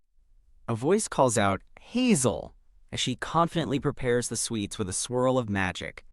In a title card image, Hazel happily serves her homemade treats to the smiling children. The young princess's eyes widen in recognition as she stares at a familiar-looking cookie. Both children look up from the table with expressions of pure shock and joy. Hazel beams as she opens the dining room doors to greet the surprised children. Overjoyed, the children abandon their seats and rush to give Hazel a heartfelt hug. Closing her eyes, Hazel is deeply moved as the children tell her how much they missed her. She begins to cry from happiness while the children gently try to comfort her. Elliot sternly calls out the children's full names, Lunabelle and Lucas, warning them to return to their seats or forfeit dessert. Daniel apologizes for the nickname, but Elliot waves it off, admitting it's hard to get through to them. Elliot's expression turns serious as he informs Hazel that he needs to discuss something with her. Hazel fumes internally, thinking that the Grand Duke is the one who truly needs etiquette lessons. Later in her room, Hazel stands before a mirror, wondering what Elliot wanted to talk about. She sighs, thinking she was just starting to get used to her new life here. In a flashback, Elliot angrily lectures Hazel, demanding she wear a more noticeable outfit. She opens her wardrobe to find it completely empty. An idea strikes as she recalls a specific detail from the Nanny rulebook. She realizes with a smirk that there is no rule forbidding her from connecting her cabin to the mansion. Using her magic, she opens a shimmering portal in her room, revealing her pets waiting on the other side. A dog and a cat leap through the magical doorway, joyfully calling out her name. Hazel greets her pets, promising to explain everything that has happened. The scene transitions to a peaceful night view of the Grand Ducal Mansion. The dog questions Hazel about her pay, jokingly asking if she had to beg for forgiveness instead. Hazel clasps her hands together, a wide, excited smile on her face. After asking where the children are, the cat explains it tucked them in, and Hazel decides to see them tomorrow. As the cat curls up on its back, the dog expresses its relief that Hazel created the portal to her cozy cabin. Hazel gasps, suddenly recalling a mansion rule against tuxedo cats and wondering what the commotion is. After a door bursts open, Hazel finds Luna, Lucas, and her pets huddled on her bed, asking what happened. Luna and Lucas, with shocked expressions, explain that it's scary to sleep all alone. Hazel thoughtfully recalls that Luna and Lucas's room is significantly larger than her own. With a bright smile, Hazel suggests that they all have a sleepover in her room for the night. The children cheer with joy as the cat happily leaps through the air in celebration. As they settle into bed, a maid addresses the children formally, but they quickly insist she not call them Little Lady and Little Lord. Crying, the children tell Hazel they felt hurt while she was gone and plead for her to comfort them. Hazel tenderly apologizes, calling them her little nuts as she comforts Lucas until he falls asleep. From the hallway, a voice remarks how they've missed the sound of that laughter, as Luna asks for her turn to be comforted. Hazel explains she tried to go to Luna, but Lucas stopped her. Luna agrees that was the right thing for him to do. Illustrating with a scary story about a big bad wolf, Hazel warns the children never to run away again because it's dangerous. Sitting up in bed, Luna and Lucas earnestly promise that they won't ever run away again. Lucas looks up with wide, innocent eyes, his expression full of emotion. A wave of concern washes over Hazel as she realizes the children still don't know her position is only temporary. Deciding to get some rest, Hazel promises to make omelets the next day, and the children shout, "Yay!" Hazel and the children sleep soundly, snuggled together under the covers. In the kitchen, Harold curses under his breath, staring at the leftover pasta and wondering how such a basic recipe could be so delicious. Enraged by its devilish flavor, Harold vows to uncover the secret, only to be interrupted by an entering guard. A guard asks another kitchen staff member if the Grand Duke was seen, and he worries when told they haven't been seen at all. Elliot sternly orders his men to deploy more guards to the garden immediately. Elliot's eyes narrow in thought, questioning how the witch could be so careless with the children. The next morning, Hazel stands before Elliot, laughing nervously. Elliot angrily scolds Hazel about the chaos that ensued when the maids discovered the children's empty rooms at dawn. He continues his tirade, reprimanding her for letting them sleep with animals and asking if she can imagine his frustration. Hazel calmly holds up the rule book, pointing out there's no rule against it, which Elliot begrudgingly acknowledges. Elliot concedes that she does indeed follow the rules thoroughly, running his hand over the book. Just as Hazel thinks she has a solution, Elliot picks up a pen, declaring he has his own methods. Elliot smirks confidently, reiterating that he has his own ways of handling things. He declares a new rule. From now on, the children must be put to bed in their own separate rooms. Hazel responds to the new decree with a simple and immediate, "Okay." Borrowing his pen, Hazel cheekily asks if the tuxedo cat ban was instated because a cat named Daisy once invaded the duchy. She then pivots, asking if she can make a garden, which leaves Elliot completely dumbfounded. Elliot reminds Miss Hazel that her contract is temporary, but she retorts that she'll leave the crops behind when she goes. Leaning forward with a stern expression, Elliot flatly refuses, declaring he won't permit her to mess with the Grand Duchy. Hazel argues that the children's schedules are too packed, and that play, like harvesting vegetables together, is a form of learning. She offers to make carrot omelets for him as well, and a flustered Elliot reluctantly accepts. Sighing in defeat, Elliot leans back in his chair, completely exhausted by their negotiation. Elliot watches Hazel leave, now understanding why she isn't burdened by Luna and Lucas. He reflects that she possesses a unique mix of Luna's fierceness and Lucas's bright energy. Elliot concludes that she has more than both of them combined, yet follows rules perfectly, wondering if this is the only way to manage his siblings. A joyful image shows Hazel, Luna, and Lucas happily dressed in farming outfits. Hazel brightly suggests they train Elliot's stamina through farming now that there is a garden in the greenhouse. Daniel suddenly appears, stopping Hazel and reminding her that she only has permission to make a garden, not to train there. Hazel turns to the children, asking if they are ready, and they stare back with fierce determination. The children repeatedly chant "garden" at a flustered Daniel until he sighs and finally relents. As Hazel leads the excited children to plant broccoli, Daniel watches from a distance, muttering that he feels uncomfortable. Hazel cheerfully greets a startled gardener, announcing she will be in his care for the day. She looks around the greenhouse, exclaiming in wonder at the beautiful space. Hazel and the children happily begin planting in the soil, as Daniel stands guard in the background. Hazel passionately tells Daniel that there is no such thing as useless knowledge. A single, healthy seedling stands newly planted in the rich soil of the garden. Luna and Lucas laugh heartily, with Lucas declaring this is an experience that can't be learned from books. Lucas panics upon discovering a worm, and Luna screams in fright while Daniel looks on, unamused. The newly planted garden rows are finished and neatly arranged in the greenhouse. Hazel marvels at how quickly they finished, while Lucas excitedly says he can't wait to eat broccoli with Hazel, Luna, and his bunny Lulu. Lucas happily hugs his stuffed bunny, noting that Lulu has gotten dirty from their work. Hazel turns their gardening into a reading lesson, holding up a sign for broccoli, while Lucas excitedly identifies a green onion for Daniel.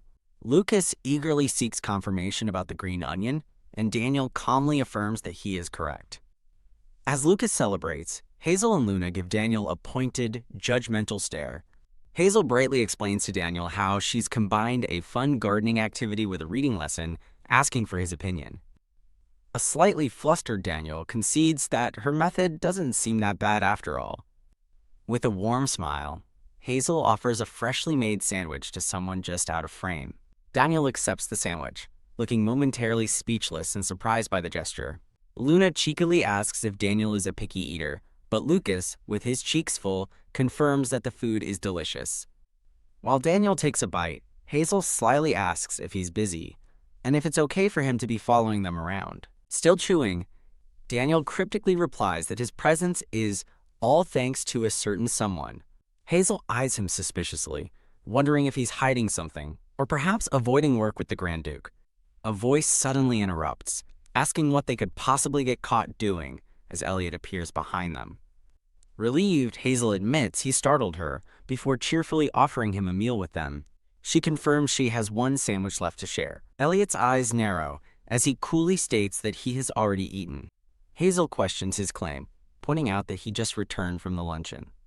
As Elliot confirms her statement, Daniel and Hazel exchange looks of complete bewilderment. The children run up to Hazel, excitedly asking for more food. Hazel tells the children to share the last sandwich, and Elliot looks on in shock as they reach for it. Clearing his throat, Elliot pointedly changes the subject, asking why the children are dressed like farmers. Hazel explains that getting their hands dirty while decorating the garden will help strengthen their immune systems. Elliot remains skeptical and states he will consult their physician, a Dr. Morris, on the matter. Announcing his departure, Elliot swiftly snatches the sandwich out of Daniel's hand, leaving him stunned. As Elliot walks away, Daniel laments the loss of his sandwich, while Hazel thinks she only had one bite of it herself. Elliot calmly strolls across the lawn, enjoying the sandwich he just took from Daniel. Smiling kindly, Hazel holds up another sandwich, revealing she had a spare. With his mouth full, Elliot curses under his breath, his thoughts consumed by the food. He is overwhelmed by how delicious both the sandwich and the previous pasta were. Days later, Daniel reviews a report in an office, concluding that there was nothing out of the ordinary. Elliot questions Daniel, who confirms there were no suspicious movements from Hazel, though he did observe some notable activities. Daniel recounts following Hazel to the marketplace, initially believing her trip was suspicious. Peeking from behind a corner, he saw her simply buying a handful of gifts for the children. Elliot recalls forcibly paying her, and he asks Daniel if she really returned the money to the children. Finding her impossible to understand, Elliot leans back in his chair, while Daniel prepares to add more to his report. Daniel warns Elliot that Hazel has a disarmingly likable appearance, and that he should be especially wary of her. He explains that her influence is growing, citing a recent incident he witnessed while patrolling the kitchen. In a flashback, Daniel watches as Harold desperately begs Hazel to sell him her secrets, offering a substantial payment. Harold kneels before Hazel, asking if she uses potions and offering to pay for lessons, but she calmly refuses the money. Daniel is shocked to see an experienced chef bow to a witch, just as Hazel offers to teach Harold her secrets for free. During their cooking lesson, Hazel explains her intuitive seasoning methods for the beef stew, much to Harold's surprise and awe. Hazel admits she finds Harold admirable for his willingness to learn from someone he might have once looked down on. Tasting the stew, Harold scoffs at being called unworthy, but smugly agrees that he is, in fact, quite admirable. Back in the present, Daniel's thoughts linger on Sir Harold as he stands outside the kitchen door. Elliot finishes Daniel's report, stating that he himself witnessed these sights. Scoffing, Elliot dismisses the idea of enjoying the witch's presence as laughable before pausing in thought. Elliot thinks of Hazel's food again, admitting that the thought of her sandwich makes him freeze up and succumb to gluttony. Hazel peeks into the office, cheerfully greeting Elliot and wondering if she's hallucinating. As Daniel prepares to leave, Elliot invites the devil in, his thoughts betraying his annoyance. With a brilliant smile, Hazel formally presents a small, locked wooden box to Elliot. Elliot stares at the offering, looking thoroughly confused and questioning if it's a gift. Hazel explains her belief that a first paycheck should buy gifts, confirming Elliot is someone she's thankful for. A flustered Elliot thinks she's making excuses for not buying a gold gift. Assuming she couldn't afford it, opening the box, Hazel reveals a gleaming silver locket, which Elliot mentally identifies as a necklace. Elliot inspects the locket, noting that its silver composition can detect poison and finding nothing suspicious about it. Leaning in with an encouraging smile, Hazel excitedly urges a hesitant Elliot to open the locket. Hazel points forward with a bright, expectant expression. Elliot recoils, completely startled by what he sees. As Elliot asks how she did it, Hazel explains that pressing a specific spot on the locket reveals a secret. Her fingers press a button on the locket, causing Elliot's eyes to widen as his heart thumps. Daniel's narration concludes that the number of people the witch has won over in the duchy is increasing. Tack Elliot slams his hand on the desk, startling Hazel as he angrily demands to know her trick. A bewildered Hazel denies any trickery, explaining she was only trying to open the locket for him. Elliot sternly warns her to keep her distance, privately admitting she has a likable face, but it won't sway him. Sighing with relief, Hazel cheekily assumes he's scared of her, while Elliot denies it in his thoughts. As Elliot holds the locket, a golden magic swirls from it, catching him by surprise. The open locket reveals a beautifully detailed illustration of Luna and a smiling Lucas holding his bunny. Elliot compliments the illustration, admitting he first suspected she magically shrunk the children, which horrifies Hazel. Looking closer, Elliot sees Hazel's reflection in the locket surface and thinks she drew them perfectly. Elliot graciously accepts the gift, saying it will help while he misses the children during his expedition.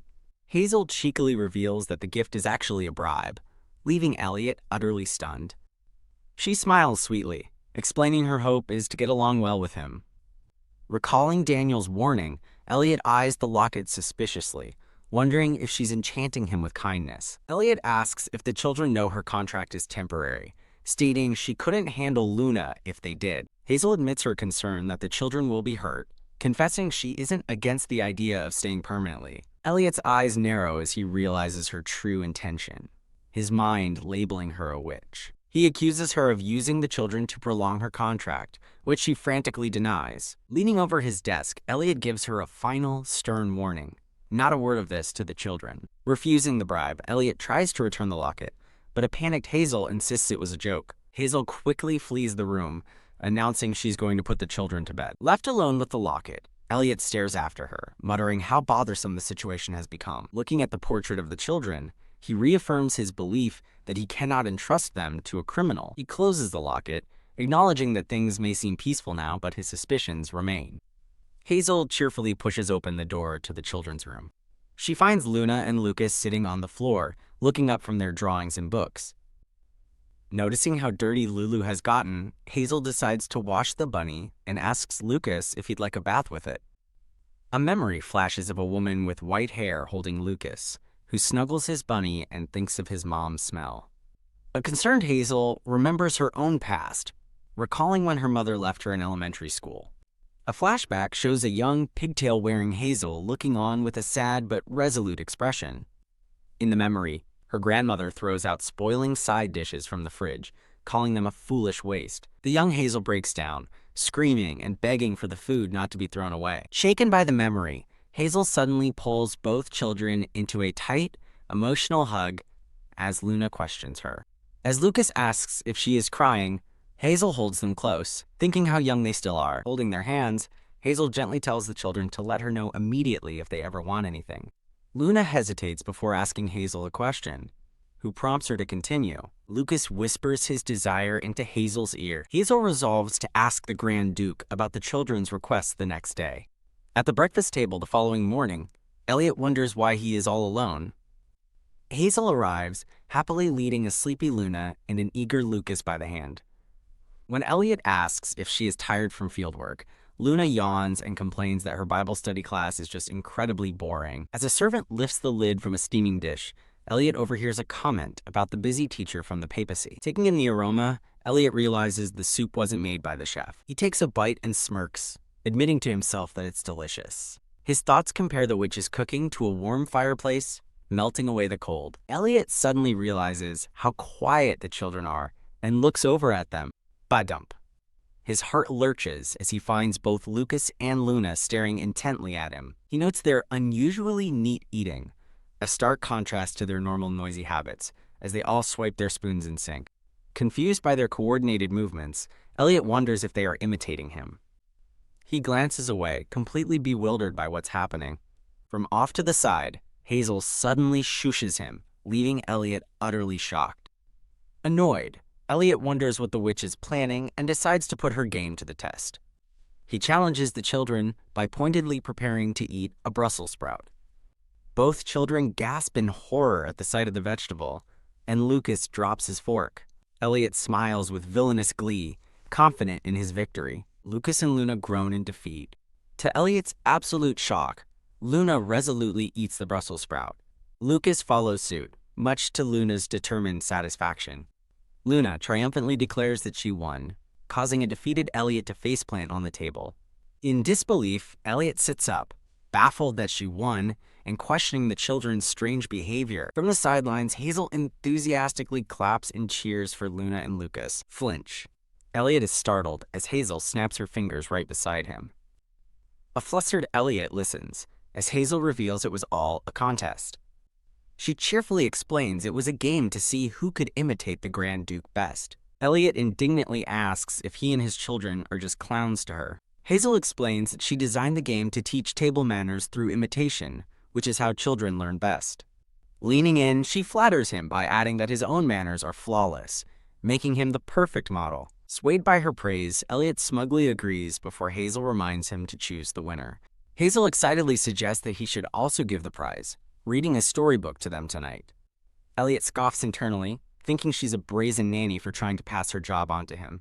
Hazel gently reminds him that he is leaving on his expedition tomorrow. She continues, explaining she simply hoped he'd make good memories with the children before his departure. With a kind smile, Hazel asks him to be sure to find out what the children truly want. After a moment of consideration, Elliot quietly agrees. Elliot formally addresses the table, and the children excitedly confirm they've finished eating. He claps his hands together, preparing to announce the winner of their dinner contest. Elliot formally congratulates Lady Lunabelle Blaine for her excellent behavior, calling it a great example for all noble children. He then commends Grand Duke Lucas Blaine for his commendable bravery in tasting something he dislikes. Smiling proudly, Elliot declares that both of them are the winners. Luna excitedly asks how they should commemorate their victory, quickly shifting her focus to the prize. Hazel smiles, privately noting how sharp Luna is. Elliot agrees to a prize and asks the young Grand Duke and Duchess what they desire. After forbidding chocolate and slacking off, Elliot urges a hesitant Lucas to state his wish. As Lucas whispers to him, Elliot grows suspicious, wondering if the child somehow discovered Hazel's temporary contract. In his mind, Elliot reels in utter disbelief at the children's request. He can't comprehend that after everything, their desired reward is so simple. The memory reveals their wish to build a blanket fort and play with him. As he recalls the scene, he notes their fort was more than just blankets draped over furniture. He remembers Lucas's hesitation and wonders why the boy was so cautious about such a trivial wish. Inside the fort, Luna enthusiastically assigns roles for a game of dungeon exploration, with Lucas wanting to be the witch. Luna insists Lucas must be the wizard since he's a boy, much to his disappointment. With a cry of, "Attack!" Luna and Lucas playfully order a bewildered Sir Elliot into action. Elliot feels a blush of embarrassment at being seen like this by Hazel, who watches with a knowing smile. Despite his initial reluctance, Elliot smiles warmly as he shares a happy hug with Lucas. Luna gleefully joins in, climbing onto Elliot's back as he plays along. Surrounded by pillows, Elliot fully embraces the moment, holding both children close. Completely exhausted from their game, Luna and Lucas fall fast asleep together. Elliot gently pulls a blanket over them, thinking they look like little angels when they sleep. Creak! He quietly leaves the room, intending to finish his work before the expedition. Hazel meets him in the hallway, remarking on how simple the children's wishes really are. Elliot admits with a soft smile that he was honestly surprised by their request. He confesses to Hazel that he no longer feels bothered by the things that troubled him before. Hazel explains that the children understand his busy schedule and often hold back their true feelings. She reveals they were watching the clock the whole time, noticing that he was also checking it repeatedly. In a flashback, the children look on with somber expressions, as Hazel explains they were watching him closely. She recounts how they selflessly told him to go work, saying they were ready for bed. Overwhelmed with emotion, Elliot realizes all he wanted that day was to be a good brother. The scene shows the children sleeping soundly, unaware of his inner turmoil. Hazel challenges Elliot, asking if he's ever truly asked what they want, arguing that while they need proper raising, they also need love. Hazel bristles, annoyed at having to listen to him defend himself to a mere nanny. Changing the subject with a sly smile, she offers to sell him a marvelous piece of art for the playroom. Elliot questions her sudden and absurd offer, but reluctantly agrees to see what she's talking about. Tapping her head, Hazel cheekily explains that the masterpiece is in her mind and asks if he can't see it. Elliot scoffs, calling her senile for claiming an imaginary drawing as a masterpiece. Stepping forward, Hazel closes the distance between them with purpose. She startles Elliot by grabbing the front of his suit, pulling him closer. She urges him to forget his work and focus solely on being their brother and guardian. Click. He opens the locket, finally understanding it was the masterpiece she was referring to. Hazel gently offers to put the locket on him, joking that he wouldn't like her casting a luck spell. She gives him a bright, meaningful smile as she holds the gift. The scene shifts to a quiet, moonlit hallway as she leaves. Walking away, Hazel feels a sense of relief for saying what needed to be said. She suddenly stops, noticing the familiar aroma of the Duke's favorite soup from the kitchen. In the kitchen, a frustrated chef asks Hazel how her soup tastes so different when they followed the same recipe. Hazel denies any trickery, though she admits the other chefs have also noticed the stark difference. The chef insists her stew has a special quality that no one else can replicate. Pondering this, Hazel admits her cooking skills have inexplicably improved since her arrival. As a dark witch-like shadow looms behind her, she wonders if this is her true ability. Humming happily, she dismisses the thought, deciding that everyone enjoying the food is all that matters. She fondly recalls the pride she felt seeing the kitchen staff, and Daniel relish her cooking. With a renewed sense of purpose, she happily decides to go check on the kitchen. A pot of delicious, steaming soup sits ready, a testament to her mysterious talent. Daniel thoughtfully analyzes the food, concluding it is definitely not the work of magic. In the kitchen, the staff panics, suspecting a potion was used, but a chef silences them, stating he watched the entire process. The chef voices his concerns to Daniel, worried about the food's safety, with His Highness's departure imminent. Daniel continues his inspection, musing that magic always leaves a trace, like a fingerprint. Gazing at his reflection in the broth, he feels a nostalgic warmth that seems to defy any magical explanation. Concluding there's nothing dangerous, Daniel turns to leave, but the chef urgently shouts for him to wait. The chef nervously asks about frog-turning curses, a notion Daniel dismisses as an obvious and foolish trick. Thump. As Daniel opens the door, he collides with Hazel, catching her with a shared gasp of surprise. A flustered Hazel apologizes, insisting she wasn't trying to eavesdrop on their conversation. She explains she was checking ingredients, and as Daniel invites her in, he has a sudden, shocking realization. Hazel looks utterly heartbroken, clutching her chest as tears well up in her eyes. As Hazel explains her reason for being there, Daniel's eyes widen just as her expression crumbles in distress. She stammers defensively, unable to find the right words as Daniel holds the door open. Thwack. Overwhelmed, Hazel shouts a final apology and flees down the hallway. Daniel is left speechless, while the maid and another staff member watch her departure in stunned silence. The kitchen staff whispers among themselves, certain that she overheard everything and relieved that she left so quickly. One of them continues to panic, wondering if she might turn them into frogs, but is cut off by a sharp "Hey!" The head chef glares at them furiously, commanding them to watch their mouths. The gossiping staff members immediately shrink back, offering a timid apology for their remarks. Covering his face in his hand, the head chef sighs in deep frustration, muttering, "Damn it." The scene shifts to Hazel napping on a couch in a sunlit parlor, her cat sleeping peacefully on her back. The cat asks Hazel what's wrong, but she buries her face in a pillow, claiming she's just tired. Pong, the cat calls her a liar, though she continues to deny anything is wrong. Lick. The cat begins affectionately grooming her face, causing her to laugh and protest despite her sadness. Hazel pulls the cat into a tight hug, sighing that at least she has her pets for comfort. She thinks of Elliot, firm in her belief that he would never intentionally harm his siblings. Lying on the sofa, she sadly concludes that people were only kind to her because of their trust in the Grand Duke. Her thoughts conjure an image of a cold Elliot, reinforcing her fear that he doesn't truly trust her. Deciding she needs a drink, Hazel gets up, frustrated that her kindness is always met with suspicion in this supposed fairy tale. She stares at her reflection, despairingly wondering why she was reincarnated as the story's villainess. A knock at the door startles her. She's shocked to find the head chef, Harold, has come to see her. Harold bows deeply, calling out to Miss Hazel with a profuse and sincere apology. Hazel quickly dismisses it, saying she understands his concern, but he insists that isn't the only reason for his behavior. Harold confesses that he felt inadequate next to her talent and shamefully looked for something to blame it on. As he keeps his head lowered in shame, Hazel simply tells him to lift his head. She smiles kindly, accepting his apology and admitting she's also wondered if she has an unknown power.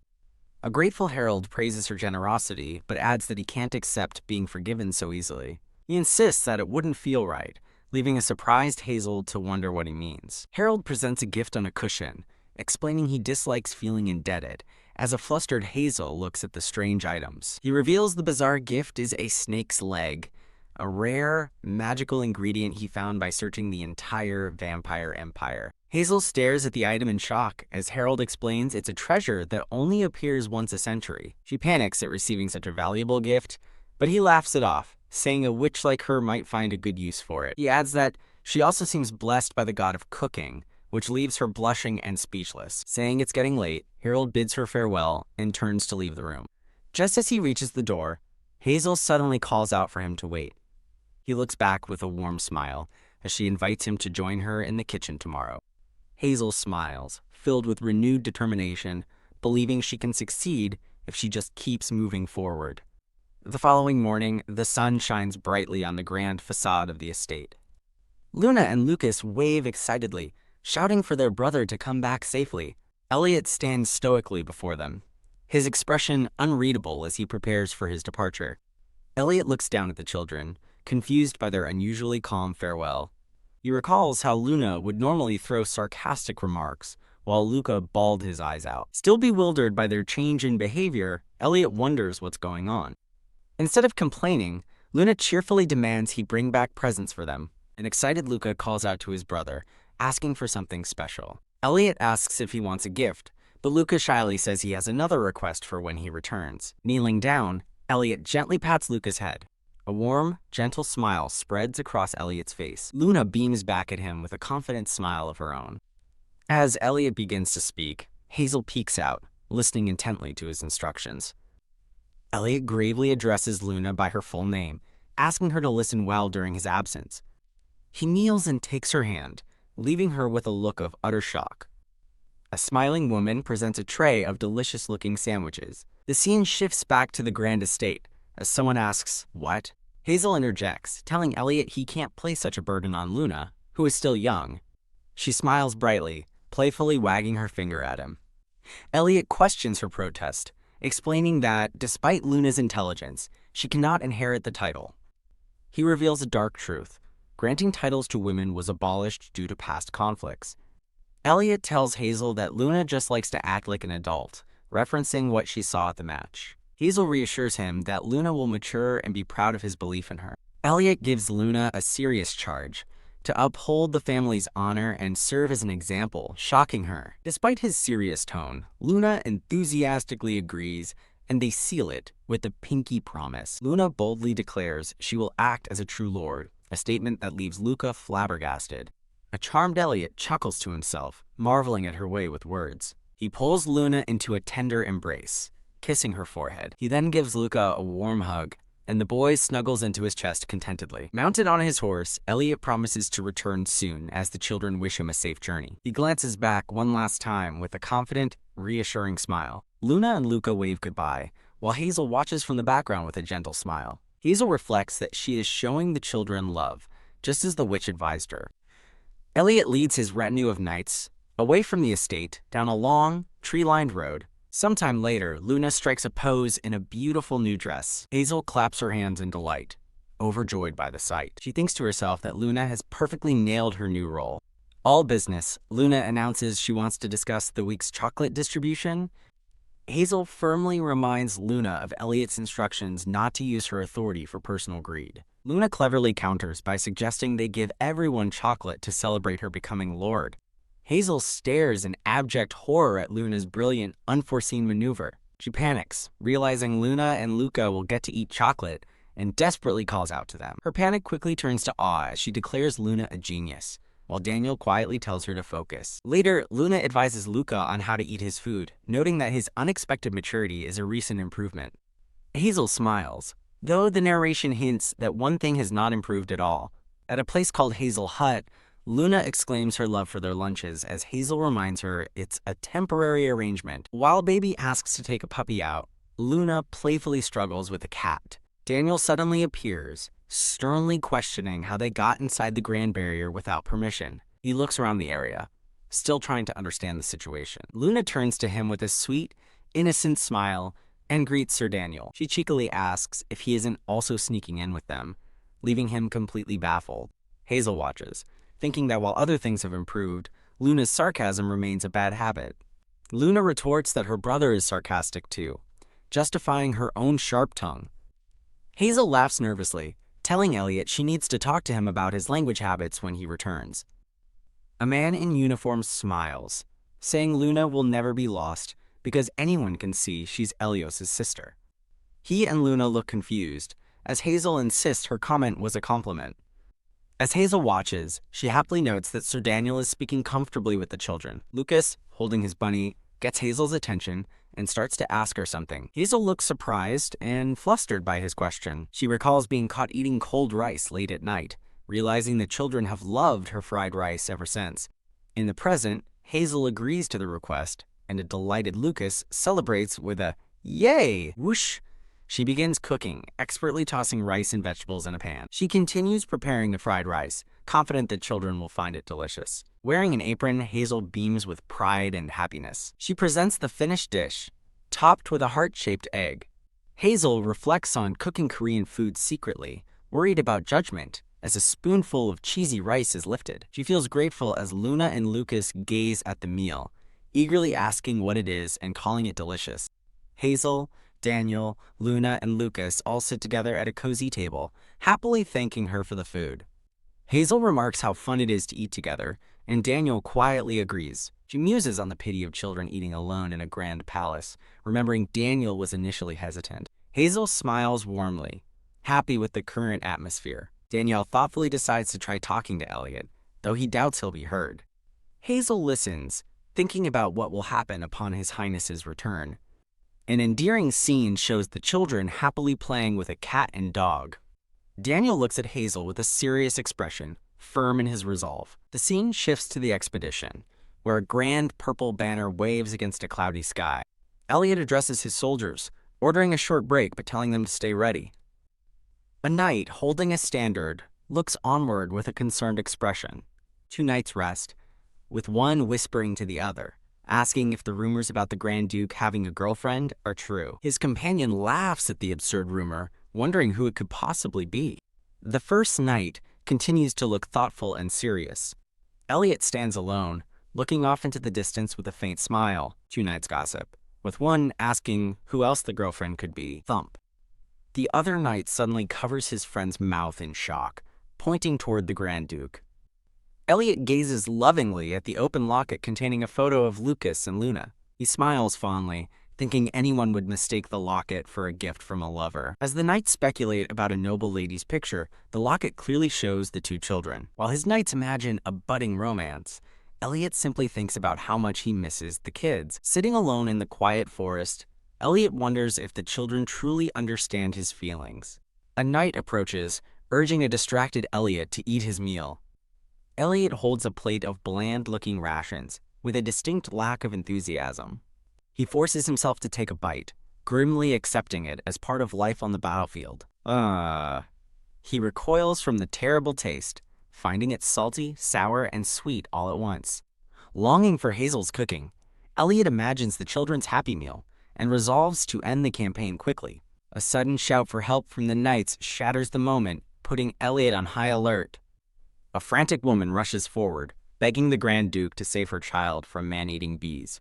Elliot's expression darkens in shock at the mention of man-eating bees. An ominous illustration depicts a giant, monstrous bee, described as a predator of humans. A terrifying image shows a child curled up inside a nest, about to be fed to larvae. Elliot gently comforts the distraught mother, telling her there's still hope for her child. One of his men reports that scouts have already located the man-eating bee's nest. With grim determination, Elliot orders a search party to be assembled immediately. Elliot takes command, declaring that he will lead the rescue operation himself. A company of knights on horseback rides urgently through a dark forest. From his horse, Elliot spots their destination in the distance and shouts, "There it is!" Raising his crossbow, Daniel gives a firm command to his soldiers. Everyone take aim. The knights draw their crossbows in unison, preparing for the assault.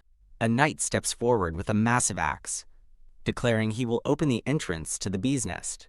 A terrifying swarm of giant, monstrous bees emerges from the newly opened chasm. The knight's flaming arrows find their mark, successfully incinerating the bees in a fiery explosion.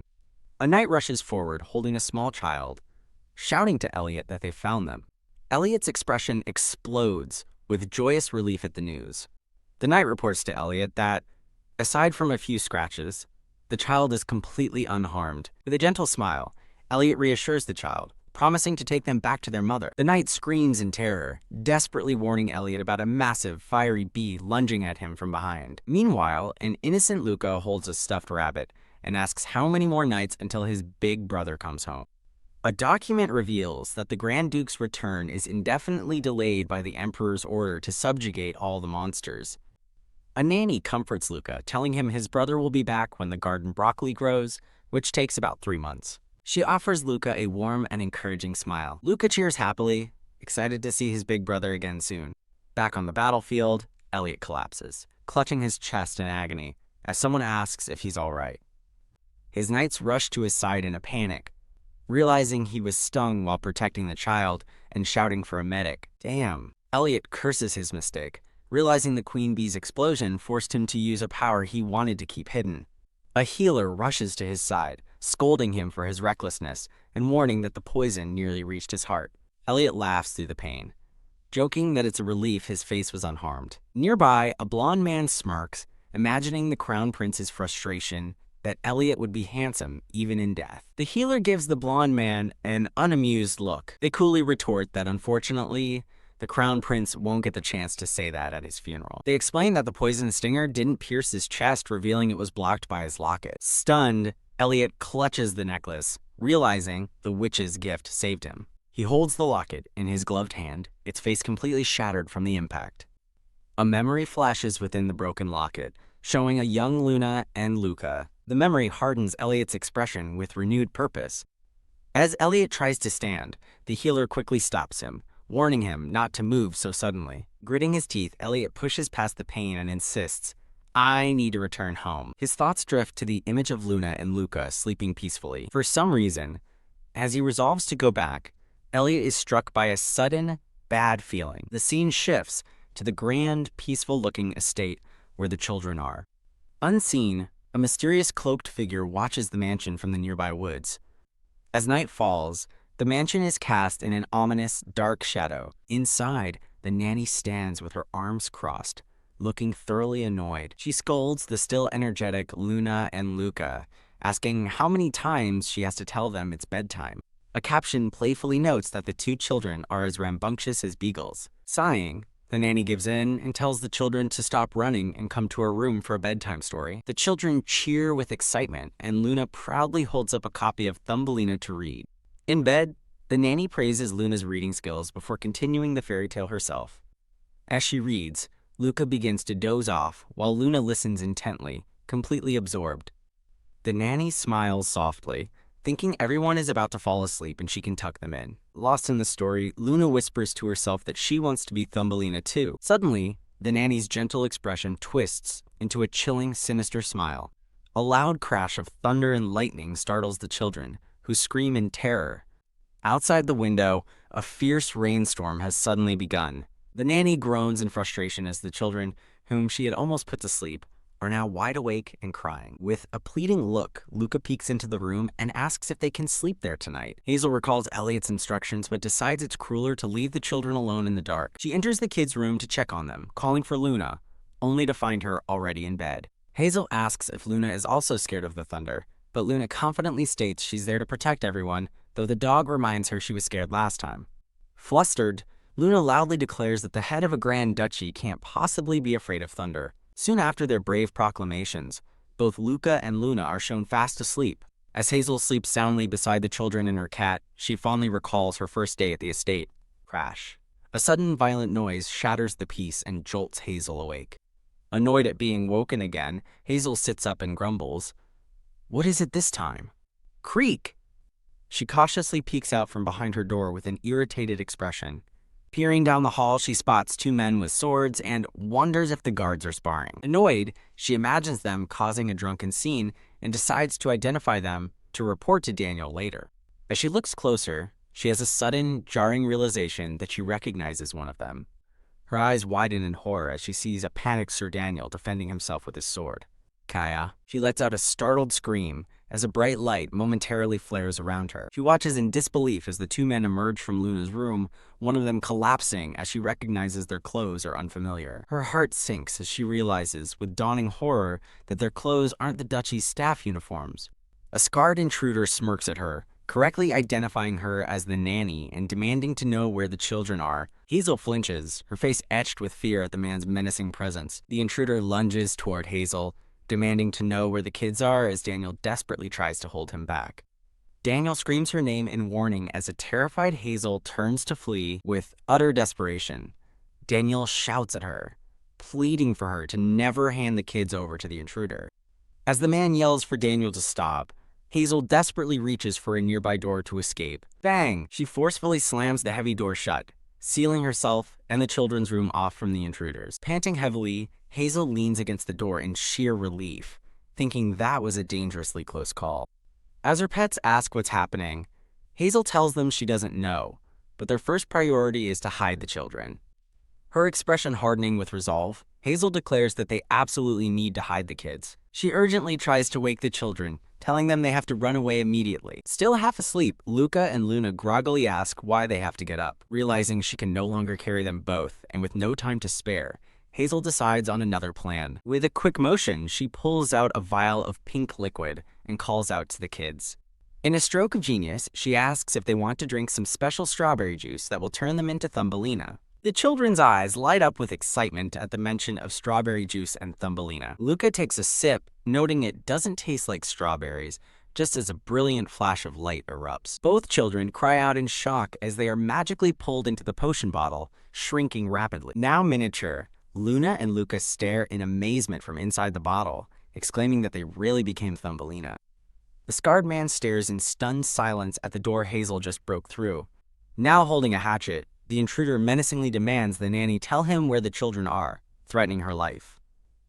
Hazel feigns ignorance, claiming she has no idea where the children have gone. She carefully hides the bottle behind her back, silently furious that he's brandishing weapons near kids again. The man explodes in a fit of rage, screaming at her to tell him where those bastards are. Hazel's eyes narrow with cold fury at his words.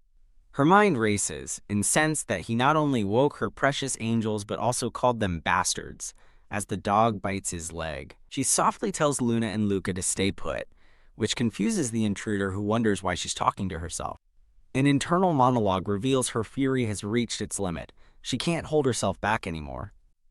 A brilliant green light erupts from Hazel's chest as a powerful energy surges within her. The magical energy explodes outward, shaking the very foundations of the grand estate.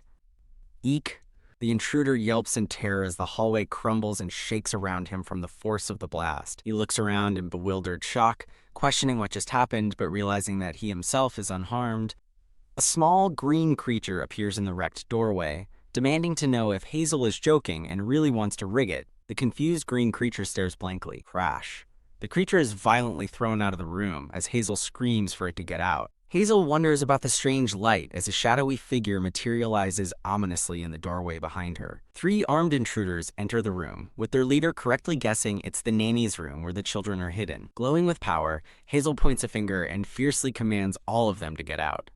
The intruders' swords are magically transformed into giant scissors, leaving them utterly bewildered. Hazel watches in horror as her uncontrolled magic summons shadow figures, a cat and a dog, all wielding sausages, panicking one of the men. As more chaotic magic erupts, the shadow figures begin wielding vegetables, prompting the intruders to scream, "Witch!" Hazel despairs, recalling her promise to herself that she would never use magic like the evil witch had done. Her chaotic magic sends one of the intruders flying toward her. A single tear of desperation streams down Hazel's face. The dog leaps to her defense, viciously biting down on the attacker's arm. Snarling, the dog growls out Hazel's name in a desperate plea. A new man in uniform suddenly appears, telling Hazel she has done enough and can go now. He thanks her and offers to repay her with jerky, as the dog protectively pulls him away from Hazel. A brilliant golden light suddenly engulfs the entire room. The blast sends Hazel flying backward through the air. Landing safely, Hazel worries about the children and decides to act normally as she calls for them to come out. A tiny Luca and Luna emerge from the potion bottle, with Luca crying that he was scared. Hazel looks down at the miniature children in the palm of her hand with a pained expression. Placing them on a table, Hazel promises to make them a bed as they marvel at how big everything looks now. Luna shouts with glee about the giant cookies, while Hazel decides a few crumbs will be all right for them. Grab. Luca dives into a sugar bowl, yelling, "Yummy," as a flustered Hazel calls him out for cheating. Hazel smiles, announcing she's finished as she tucks the tiny children into 2 small, cozy bowls. Luna sits up in her new bed and asks if there is a flower petal blanket. Smiling warmly, Hazel gently sprinkles flower petals over them and wishes them sweet dreams. Both children are amazed by how soft and good their new petal blankets feel. Feeling like he's sleeping in a field of flowers, Luca murmurs that he's getting sleepy. Both Luna and Luca are now soundly asleep in their makeshift beds. Hazel gently watches over them, asking Luna if she is tired. Luna looks up at the ceiling, her voice filled with worry as she asks, "What if the scary people return?" Hazel is shocked by the question, asking if those people had been there before. Luna reveals a horrifying memory of a former nanny trying to suffocate her with a pillow when she was a baby. Staring at the sleeping child, Hazel finally understands why they specifically wanted a witch for a nanny. As Luna snuggles against her finger, Hazel softly reassures her. "It's okay, Luna. I'm here." The scene shifts to the intruders, now all tied up and knocked out in the drawing room. The knight who saved Hazel dusts off his hands, announcing that everything is taken care of. He looks around at the messy aftermath, comically questioning the giant sausage lying on the floor. He asks the subordinate where the witch and children are, who reports they are hiding in a nearby closet. The knight approaches the closet, Riley noting he originally planned to use this opportunity to chase the witch away. He steps into the closet, leaving his subordinates utterly shocked that their captain is going in there alone with a woman. Slam! The closet door shuts, leaving the two guards outside completely baffled. A wide shot of the mansion appears as a sound of utter shock is heard. The knight steps out of the closet as Hazel asks if all the bad guys were caught. He confirms it's thanks to her and asks where the children are. Hazel reveals the two tiny children sleeping peacefully in their bowl beds, leaving the knight speechless. He looks down at the sleeping children with a gentle, knowing smirk. Turning to leave, he promises Hazel that he will make sure the Grand Duke hears about her heroic deeds. He frames the incident as a fairy tale about Thumbelina and Thumbelino being saved from a frog by a brave witch. The scene shifts to a peaceful night sky filled with stars above a lush forest. Elsewhere, a man with white hair looks distraught, pleading for something not to be true. In a flashback, he stands in Luna's ruined room, staring at a shattered family portrait on the floor. A dark, scratched texture fills the screen, conveying a sense of dread and despair. The white-haired man's expression hardens with a grim understanding. A woman holding a lantern approaches him from behind, calling out, "Your Grace?" His eyes snap wide, with sudden, sharp realization. He turns to her in a rage, screaming, "Witch!" and demanding to know what happened. When he asks where the children are, she nervously hesitates as a tiny Luna and Luca peek out from behind her dress. A dark-haired attendant steps between them, calmly stating that he will explain the situation. Outside, the two men stand before a crater as the attendant concludes that an ignorant person was behind the attack. The attendant identifies the ridiculously strong intruders as northern barbarian mercenaries, shocking his grace. He recounts their brutality on the battlefield and marvels that the inexperienced guards somehow fended them off. His grace rubs his forehead in exhaustion, commending the attendant for achieving the impossible. The attendant modestly clarifies that they weren't the ones responsible for the victory. He reveals that the witch accomplished everything, leaving his grace utterly stunned. The attendant explains she turned their swords into sausages and broccoli, which only deepens his grace's confusion. The attendant asks why his grace returned early, who replies that he left a temporary vice captain in charge of the expedition. Asked if he'd received any information about the invasion, his grace confirms he had not. The scene returns to the present as he looks at Hazel, holding a locket and thinking of the word witch. Hazel looks up at him with a startled and worried expression. Alone in her room, Hazel sits with her things already packed by magic, deciding not to say goodbye to avoid making the children cry. She clutches a cloth to her face, a single tear escaping as she steels her resolve. His grace peeks into the room, softly calling out for Miss Hazel. Startled, Hazel turns and asks why he has come to see her. He sincerely apologizes for his earlier harsh words and asks how he could possibly repay his sibling's savior. Noticing the broken window, he asks about it, causing Hazel to stammer nervously. Hazel panics, recalling the intruder being thrown through the window and fearing he has discovered everything. She frantically promises to cover the window repair fees herself. Confused, he tells her the Grand Duchy can pay, as she explains she had hoped to ask for a contract extension. With her head down, she fidgets and admits that now she has no excuse to stay. He flashes back to the knight's report that the intruder called the children bastards, his expression darkening with anger. Overwhelmed by the memory and her imminent departure, Hazel begins to cry. He continues his apology, admitting he once suspected she had delusions of grandeur due to her paranoia and constant poison checking. He explains that he only understood after hearing about Luna's traumatic past. He stands with a grim and serious expression, folding his arms. He confesses his own paranoia stems from the unresolved assassination of his siblings. He reveals he was only 17 when it happened, but asserts that he's not a child anymore. He vows to endure until Luca is old enough to be the family head, symbolically entrusting Hazel with this heavy burden. Hazel is taken aback by his grim determination, telling him that's too much for him to bear. He looks down at her with surprise, asking why she's crying again. He awkwardly points out the strange situation of a young woman crying alone in a room with him. She tells him he's still very young too, and she feels sorry for him, which makes him question her perception. He muses that he must seem young to a witch who's lived for centuries, causing Hazel to inwardly panic at his assumption of her age. Flustered, Hazel shyly asks if she can come visit the children sometimes. He looks away and gives her a blunt and final no. A tear rolls down Hazel's cheek as she admits she expected that answer. She picks up her cape and gives him a final, formal curtsy. As she begins to leave, he calls out to Miss Hazel, formally stating that her temporary protection contract is now over.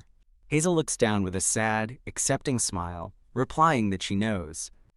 Creak Hazel's hand rests on the door handle, ready to leave. Her mind fills with the memory of Luna and Luca's bright, happy laughter. Just as she turns to go, a hand firmly grabs her wrist. His Grace pulls her back, looking flustered but determined as she stares in shock. Her wide green eyes reflect her utter surprise at his sudden action. He blushes and looks away, clearly embarrassed by his own impulsive grab. He continues to hold her arm, preventing her from walking out the door. Hazel looks up at him, completely bewildered by this unexpected turn of events. He suddenly requests a pen and some paper, adding to Hazel's confusion. Annoyed at himself, he mutters, "Damn it," as he begins to write. He quickly finishes and thrusts the paper toward her. She takes the document, surprised to see it's a contract instead of a list of rules. Her eyes widen in disbelief as she reads the contract period. Until a nanny is no longer needed at the Grand Duchy. Watching her, he nervously clutches his collar, stammering, "Gee goodness! What is this?" With her eyes sparkling with joy, Hazel eagerly begins to sign the contract. Overjoyed, she signs her name and adds 2 vows with hearts, to give them love and to protect them. He looks on in disbelief, utterly bewildered by her drawing hearts on a formal contract. Overcome with emotion, Hazel beams with happiness, while he realizes just how much she must care for his siblings. A man with dark hair appears, expressing his complete inability to understand his Grace. As the children garden outside, he questions his Grace's decision to extend the nanny's contract, worried he'll lose it if he learns the conditions.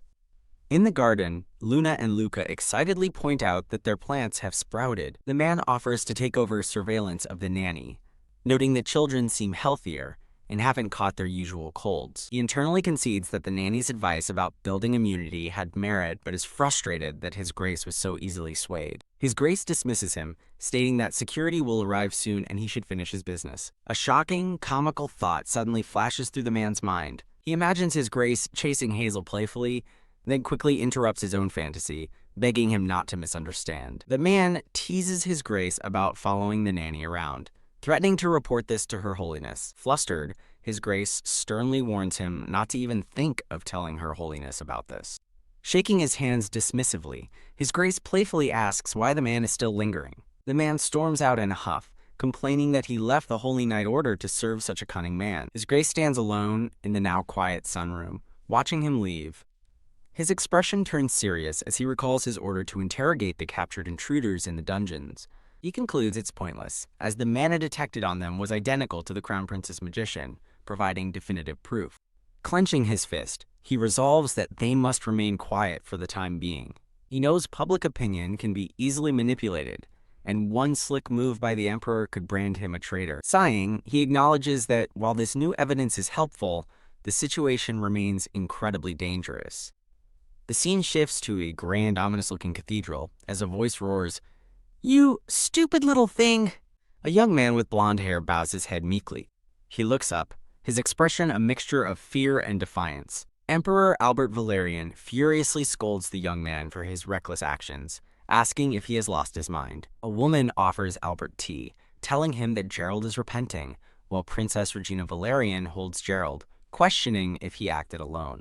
Empress Lorraine glares at Gerald, demanding he stop looking at her as if she were in the wrong for scolding him. Gerald recoils, looking ill as he lets out a pained erg. Albert's face is a mask of pure, unadulterated rage. He monologues about using his late wife, a black magician, to curse his older brother so he could only have one heir, but laments that the curses unraveled after her death. Albert seethes with contempt, calling Gerald a useless child and unfavorably comparing him to someone named Elliot. In a fit of rage, Albert throws his teacup. The cup shatters against the floor, its contents splashing everywhere. Albert recounts his past schemes to restrict Elliot's power, including revoking Regina's succession rights, only for a third child to be born. Regina flashes a devious smirk as Gerald thinks in frustration that he knew this would happen. Albert fumes, recalling how he repeatedly sent Elliot to die on the battlefield, only for him to return victorious every time. Albert dismisses both Regina and Lorraine, intending to have a long, private conversation with Gerald. As they leave the throne room, Regina watches Lorraine walk ahead of her. Regina turns to Lorraine with a smug expression, pointedly asking for her agreement. Regina mockingly apologizes, reminding Lorraine of her past as a maid before she became empress, which infuriates her. Seething with anger, Lorraine mutters about her impertinent stepdaughter as she walks away. Ugh. Lorraine calms herself, thinking that appeasing Albert and securing the succession is enough, though she considers Gerald's more aggressive suggestion. She harbors a dark wish to make Regina suffer the same fate as her mother. Albert continues his tirade, telling Gerald that while he's been useful in the shadows, this public failure is unacceptable. Albert warns that if this gets out, the Imperial family will be doomed because of Gerald, who protests in shock. Gerald desperately argues his case, reminding his father that the witch was supposed to be on their side. He reveals his goal was to use the witch's power to kidnap the third son. The kidnapping was a means to locate a powerful holy relic hidden within the Grand Duchy. He explains this relic is rumored to hold enough holy power to conquer the world. Wham! Albert slams his fist down in fury. Albert roars that the witch's only loyalty is to money, not to their cause. In a flashback, Elliot scoffs at Gerald's foolishness, calling him an idiot. The scene shifts back to the present, where Elliot clumsily stumbles into the garden as Hazel is speaking. Flustered, Elliot apologizes to Hazel for his unexpected and clumsy entrance. Luna joyfully runs over, calling for Hazel's attention and pointing to something off-screen. As she catches Luna, Hazel realizes the plant she's seeing is the one she hastily planted to replace the magically altered broccoli. Eek! Hazel panics, certain that the clueless Elliot won't be able to come up with a believable excuse for the plant. In her panic, she loses her balance and falls right into Elliot. He looks down in surprise at her hands pressed against his chest. She quickly pushes him away with a startled shout. Hazel breathes heavily, completely flustered by the close call. Little Luca points to the plant and innocently asks if they used fertilizer. Elliot explains that they gave the broccoli something tasty, which made it grow so well. Hazel is relieved he covered for her, but then worries if the gardener saw the unusual supplies she retrieved. Hazel uses the opportunity to teach the children that fertilizer is absorbed through the roots. She beams, relieved that her simple explanation was accepted without question. Luca's eyes sparkle with wonder at the new knowledge. Suddenly a voice shouts in alarm, "Luca! Don't eat it!" The scene cuts to Luca, his cheeks puffed out as he happily munches on the fertilizer. Later, Hazel laughs as she recalls how surprised she was that Luca nearly ate the fertilizer.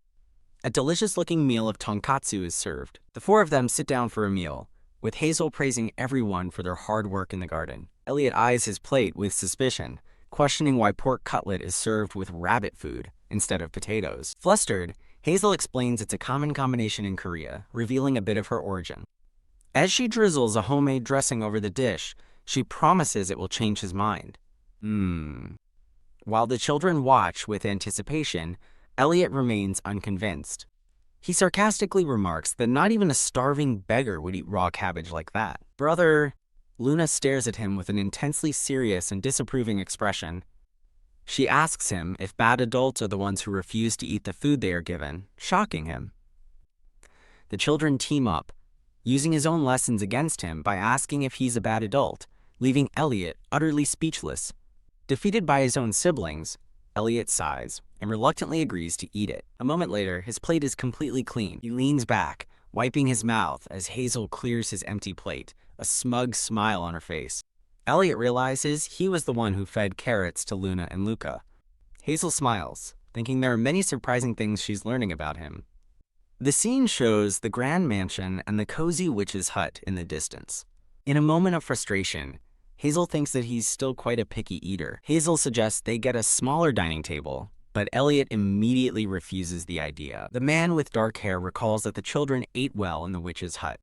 Hazel excitedly proposes they test out a meal in the hut to check its safety. Hazel happily asks if their meal together was nice, while Elliot sips his tea. She fantasizes about a cozy family meal as Luca calls out for her. Elliot coldly reminds her that a nanny is not a member of the family. Flustered, Hazel clarifies that she only meant the Duke's dining room is too big. She explains the formal atmosphere makes mealtimes an unpleasant etiquette class for the children. Pointing accusingly, Hazel declares that the unpleasant meals are his fault. She turns and walks away, feeling dejected after his silence. Hearing his decision, Hazel beams with excitement, praising his idea to use a smaller place for the week. Hazel offers him chocolate as a thank you and asks about his recent work. but he seems confused by her concern. He mentions a banquet at the palace, but admits he feels guilty leaving so soon after returning home. Hazel considers suggesting the children go with him, but internally frets over the difficult conversation. He admits her taking care of him feels awkward, prompting her to leave until he stops her. Turning back seriously, Hazel announces that she has something else to say. Elliot sits down and states that he will be adding one more rule. Startled, Hazel finds the rulebook and pen, wondering what he's up to now. She holds up the newly written rule, preparing to read what it says. Hazel stares at the paper in her hands, completely stunned by the new rule. Elliot looks away, hiding his face in embarrassment over what he's just done. He gently takes her chin, turning her face toward his. Holding her gaze, he looks at her intently. Flustered, Hazel questions his sudden action, as he reminds her she lunged at him earlier. She frantically insists that it was an accident caused by her being in a hurry. Elliot reads from his rulebook, forbidding her from gaping in surprise, causing her to protest his childish behavior. The rulebook glows in her hands as a notification declares she has decided to challenge him. Turning the tables, Hazel presents her own Big Brother rulebook to help him improve. As she passionately lists new rules, Elliot objects, claiming there's no room for him with a nanny so perfect. Hazel shouts that he must stop being sarcastic because Luna copies him, hindering her duties. Stunned, Elliot quietly questions if Luna really imitates him. He dramatically laments that Luna is growing up with him as a developmental obstacle. Enraged, Hazel screams at him to stop being sarcastic. A white cloth is comically thrown over his head in a gesture of surrender. With the cloth still on his head, Elliot claims he's following the no physical contact rule. A grand carriage makes its way through a snowy mountain pass. Inside, Elliot asks a tense Hazel to relax as their journey is nearly over. Hazel stiffly explains she's worried the carriage will shake and they'll bump into each other. Genuinely curious, Elliot asks what exactly she thinks of him. Luna secretly thinks he might be a nagging tyrant, which a tiny Elliot points out isn't a question. The children eagerly ask their brother if they have arrived at their destination yet. He tells them it's 6 more hours, causing Hazel to despair as it's the 4th day of travel. 2 carriages continue their journey through the snow, as narration reveals tomorrow is New Year's Day. The scene transitions to a lively banquet celebrating the Grand New Year festival. Luca excitedly declares he'll stay up all night, but Luna dryly reminds him he was asleep by 9 p.m. last year. Hazel beams with a bright, cheerful smile, encouraging the children's excitement. To pass the time, Hazel suggests a storytelling game where they each add 1 sentence, demonstrating with the tale of Snow White. Hazel begins a new story about Hansel and Gretel, starting with their poor parents abandoning them in the forest. In a modern twist, her story has Hansel and Gretel immediately reporting their parents for child abandonment. Elliot objects, insisting a fairy tale shouldn't begin with child abandonment as Luca starts to cry. Pondering his point, Hazel admits it wasn't very appropriate and was just an experiment in reinterpreting the tale. Luca and Luna sit together, looking up with wide, innocent eyes. Luna takes over the story, saying Hansel and Gretel left home because they were fed up with their parents. As the carriage travels through the snow, Elliot reacts to Luna's surprisingly rebellious story contribution. Luca chimes in, adding that the kids met a friendly witch who gave them a delicious carrot cake. Luna happily concludes this story, declaring that she, Luca, Elliot, and Hazel all lived happily ever after, stunning the 2 adults. An intense wave of awkwardness passes between Elliot and Hazel after Luna's impromptu family ending. Desperate to change the subject, Elliot suggests they play a word chain game instead, and Hazel quickly agrees. An attendant urgently informs Elliot that they can hear the footsteps of Yetis approaching the carriage. Elliot calmly asks for the number of Yetis and orders a knight named Victor to take a defensive position at the rear. He reassures a worried Hazel that Yetis aren't tough, and instructs her to stay safely inside with the children. Crash! A surge of powerful energy erupts outside. Elliot turns with a sharp, alert expression as the attack begins. 2 large, ferocious Yetis with glowing eyes emerge from the snowy landscape. Unsheathing his sword, Elliot prepares to confront the beasts. A bright light emanates from his hand as he grips his sword, channeling his power. A protective magical barrier instantly materializes around the carriage. Inside, Hazel and the children watch in surprise as she realizes a barrier has trapped them.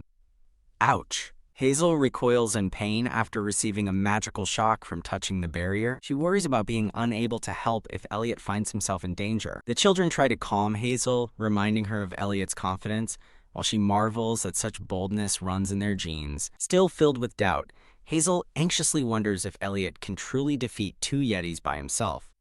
Elliot leaps forward, launching himself into the fray against the looming Yetis. In a blur of motion, he swings his sword with focused intensity. The scene flashes with the speed and impact of his powerful attack. His face splattered with blood, Elliot glares forward with cold determination after the battle. Hazel watches through the window, her expression a mixture of shock and awe. A brilliant flash of light signals a powerful event unfolding. A close-up reveals Elliot's sharp, unwavering gaze. Hazel's eye reflects the image of a victorious Elliot, her attention completely fixed on him. Back in the carriage, the children continue their game, with Luca loudly suggesting Yeti as the next word. Luca calls for his brother, telling him it's his turn to play the word chain game. Elliot stands alone in the blood-stained snow, his back to the carriage after the fight. Hazel stares with a look of stunned relief, processing what she just witnessed. Luca innocently asks Hazel if cool is a real word, causing her to gasp, realizing she must have said it out loud. Observing the cleanup, Hazel notes it's taking longer than the fight itself as Elliot finally gets a moment to rest. Luna and Luca excitedly rush out of the carriage, eager to tell their brother about their game.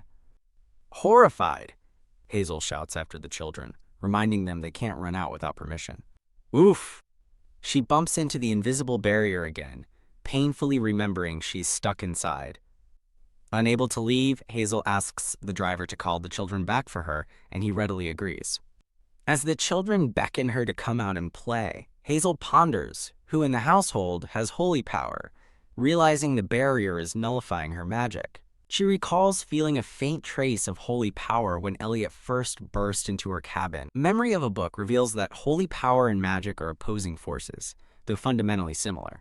A night reports that the Yetis attacked out of starvation, as Hazel reassures herself that she'll be fine without using major magic. Elliot wipes his face with a cloth, looking stressed and exhausted after the fight. Flustered inside the carriage, Hazel wonders why she keeps locking eyes with him. A sudden, violent jolt rattles the carriage, startling Hazel. Horrified, Hazel stares up as a massive Yeti looms over the carriage window. Elliot looks on in shock, as Luna and Luca scream in terror at the sight of the Yeti. Hazel panics, realizing another Yeti must have been hiding in the snow. Elliot shouts for Hazel to secure the horses as the children run towards him in the chaos. Hearing the children desperately call her name, Hazel's focus shifts entirely to their safety. Elliot realizes with dread that the scent of blood on him will draw the Yeti straight to the children. With the Duke and Knights disarmed, Hazel steps up knowing she's the only one who can fight and unleashes her magic. A powerful blast of magical energy erupts, striking the Yeti head-on. A brilliant golden light emanates from Hazel's outstretched hand as she channels her power. Her immense power surges forth in a blinding, chaotic wave. The force of her magical attack tears through the snowy landscape. Elliot and the children are thrown backward by the sheer force of the explosion. Inside the carriage, Hazel is violently thrown forward from the impact of her own spell. Thrown to the ground, a stunned Elliot wonders why she would deliberately cause such a massive collision. He then has a sudden, sharp realization. She did it to save the kids. A desperate cry of Hazel's name echoes through the air. The carriage is sent tumbling down a steep, snowy cliff as Hazel shouts reassurances to the children. The world becomes a dark, violent blur during the terrifying fall. Thrown about inside, Hazel desperately pleads for safety as the carriage crashes. A series of loud crashes signals the carriage's destructive landing. The wrecked carriage comes to a halt at the bottom of the snowy precipice. Lying amidst the wreckage, Hazel breathes a sigh of relief, thankful to be alive. Determined to check on the others, she reaches to push her way out of the broken carriage. Her hand is suddenly grasped from outside, and her eyes widen in shock. Elliot holds her hand tightly, his expression filled with concern. He expresses his relief that she is unharmed, explaining the Yeti was buried, and thanking her for saving them. Touched by his gratitude, Hazel looks up at him with a flustered expression. As Elliot helps her from the wreckage, she dismisses her actions as her duty and asks about the children. Holding his hand, she is surprised by how large it feels compared to her own. As he pulls her to her feet, she cries out in pain and collapses, her ankle having given way. He asks if he pulled too hard, but she clarifies that she twisted her ankle during the crash. They discuss their options. Hazel has no healing magic, can't fly due to his holy power, and teleportation magic won't work. Elliot notes the holy barrier is gone, but laments their difficult situation. Realizing the horses have fled, he concludes there is only one option left. Growing impatient, a disheveled Hazel asks why he is hesitating. Elliot looks at her seriously and announces that he will have to carry her. He states carrying her is the only choice, and she cheekily notes his rulebook has no rules against it, prompting him to consider adding one about teasing. Without another word, Elliot gently lifts a surprised Hazel into his arms. Elliot trudges through the deep snow, carrying Hazel with a determined look. Hazel worriedly observes that his neck is red from the cold, and his shirt is still soaked from the battle. She instinctively reaches up and adjusts his collar to shield him from the cold, surprising him. He questions her fearlessness, listing her bold actions from fighting a bear to watching his bloody battle without flinching. She defensively refutes his claims, but becomes flustered when he brings up their intense moment, making her unable to stop thinking about it. After she asks where he ran from, he simply states that they are almost at their destination and continues walking. A man in a purple hood gently covers the children with a blanket, reassuring them that their family will be back soon. As Luna calls for Hazel, a woman waits anxiously, thinking it's taking much longer than expected. The woman gasps in sudden, wide-eyed shock. Again, she worries that it is taking longer than expected while Luna calls her name. She reacts with a horrified gasp, her eyes wide with alarm. Suddenly, Elliot is seen carrying an injured woman through the snow. Luna cheekily asks what they are doing, but Elliot sternly tells her the woman twisted her ankle, shocking Hazel. As Elliot calls for a doctor, Luna offers to blow on Hazel's ankle, who notes how much attention she gets now when hurt. Luna asks if Elliot is hurt, but he says no. Hazel starts to mention the Duke is injured, prompting Luna to tease Elliot about being jealous. Realizing Elliot won't admit his injuries to the kids, Hazel resolves to get a healing potion for him. While Elliot supports her, Hazel applies a healing potion to her own ankle as Luca watches on. Hazel confirms she can stand, and Luca proudly believes his magic breath must have healed her. Elliot informs Hazel that fixing the carriage will take time and asks her to ride with the children in the other one. As they walk together through the snow, Hazel quietly agrees. Elliot lets go of her hand, and Hazel is struck by the realization that he is an adult. Hazel recalls a time she brought a healing potion to Elliot for his broken ribs, and he asked her to keep his injury a secret from his siblings. Back in the present, Elliot walks ahead with a serious expression. Hazel gazes after him, her own expression resolute. The group and their two carriages are seen gathered in the snowy expanse. The scene shifts to the warm, lively interior of an inn, where patrons are cheerfully drinking. A man comments on the excitement of the Duke's household as Hazel and the children delight in the inn's bustling atmosphere.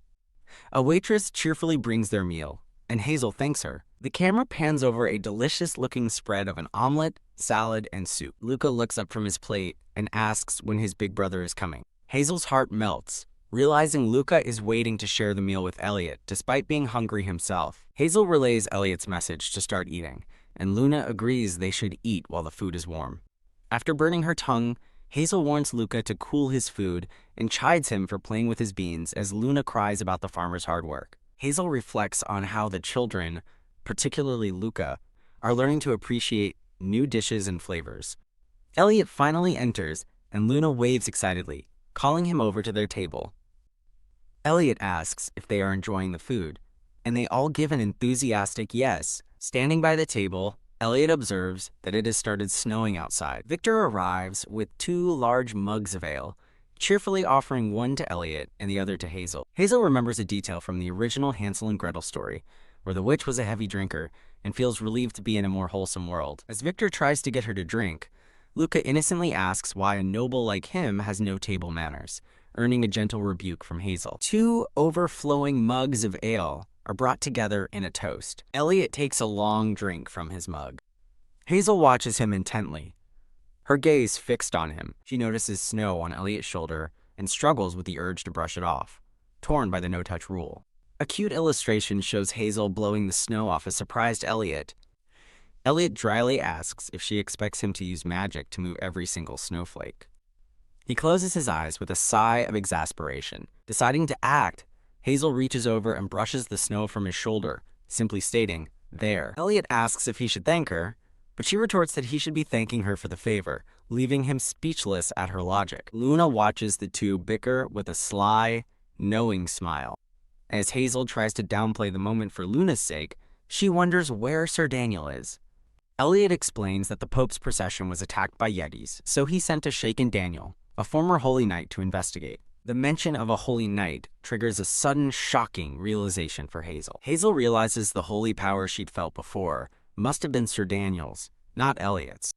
Elliot sternly warns Hazel not to mention their encounter to Daniel, leaving her confused. Elliot smirks, running a hand through his hair as Hazel looks at him in utter confusion. With a weary expression, Hazel thinks to herself as she processes the confusing situation. Hazel leads the children towards their room, asking Luna if this is where they will all be sleeping. Delighted, Hazel smiles, thinking they were given the biggest room as the children peek out from behind her. A stern-looking Elliot, with his shirt unbuttoned, appears in a doorway. Wham! Hazel throws open the door in a hurry, startling a wide-eyed Luna behind her. Hazel panics, realizing the room is meant for Elliot, who confirms it's his, while an inn attendant looks on. The attendant asks if there's a problem, and a worried Hazel explains the mix-up, asking if another room is available. The attendant regretfully informs them that there are no other rooms, leaving Hazel and Elliot in an awkward standoff. This is an example of an unhelpful response to the user. It does not provide enough information or context for the user to understand what is happening, and it does not offer any solution or next steps. Additionally, it contains jargon that may be unfamiliar to the user, making it even more difficult for them to comprehend. The response could be improved by providing a more detailed explanation of what went wrong, offering specific troubleshooting steps, or suggesting alternative actions the user could take. Misunderstanding the situation, Elliot is horrified at the thought of separating the children, causing Hazel to shout in confusion. Someone in the inn wonders why the attendant mistook Hazel for the children's mother when she doesn't resemble them. The flustered attendant explains she thought they were a family because they are all so handsome and lovely. Hazel cheerfully agrees that she, the children, and her employer are all good-looking, then realizes she knows the reason for the mix-up. She recalls receiving a large number of beautiful dresses, more suited for a young lady than a nanny. Hazel remembers how rumors spread that the Duke had improper intentions toward her because of how well she was treated. Back in the inn, Elliot tells his brother he'll sleep with the Knights tonight as Hazel greets them. The Knights react with sheer terror at the prospect of sharing a room with the Duke. Elliot orders Victor to lead the protesting Knights away as Hazel bids them a simple goodnight. Turning towards their room, Hazel announces that it's time for them to go to bed as well. In bed, Luna defiantly declares she won't sleep until sunrise, while Luca is already fast asleep. With a sigh, Hazel easily tucks in the protesting Luna, who immediately starts snoring. Standing by the window, Hazel thinks about the approaching New Year and reminisces about past holidays with Lady Daisy. She fondly imagines her pets being pampered by the butlers at the Duke's mansion. Deciding to use the rare quiet to study, Hazel summons her glowing magic book. Settling at a desk, she opens the book to a chapter on sensory transfer spells. The book reveals complex magical diagrams, noting that the spell's difficulty varies. Hazel wears a strained smile, overwhelmed by the complexity of the magical text. She leans over her desk in deep concentration, murmuring that the spell can be unfolded.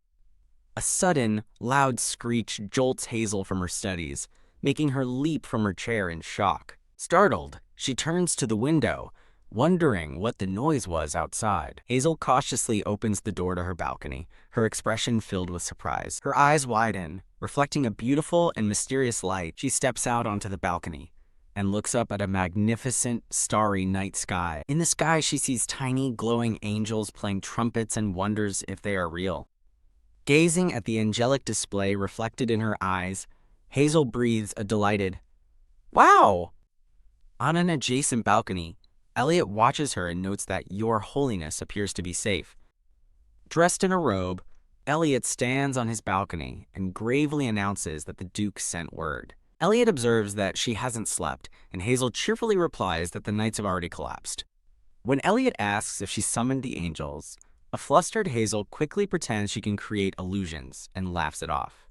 Elliot turns away, stating that they will arrive at their destination tomorrow, Leaning on the railing, Hazel quietly acknowledges that it's already the new year. Elliot asks if she's worried about an ambush with the knights asleep, then confidently states they are safe with him and a witch present. As Elliot turns to go inside, Hazel calls out, asking where he is going. He reappears on the balcony, now holding a bottle of wine and a glass. Elliot pours a glass, stating that since it's after hours, she has no reason to refuse, and she agrees. He passes the glass of wine to her across the gap between their balconies. They toast to the new year, wishing each other good luck.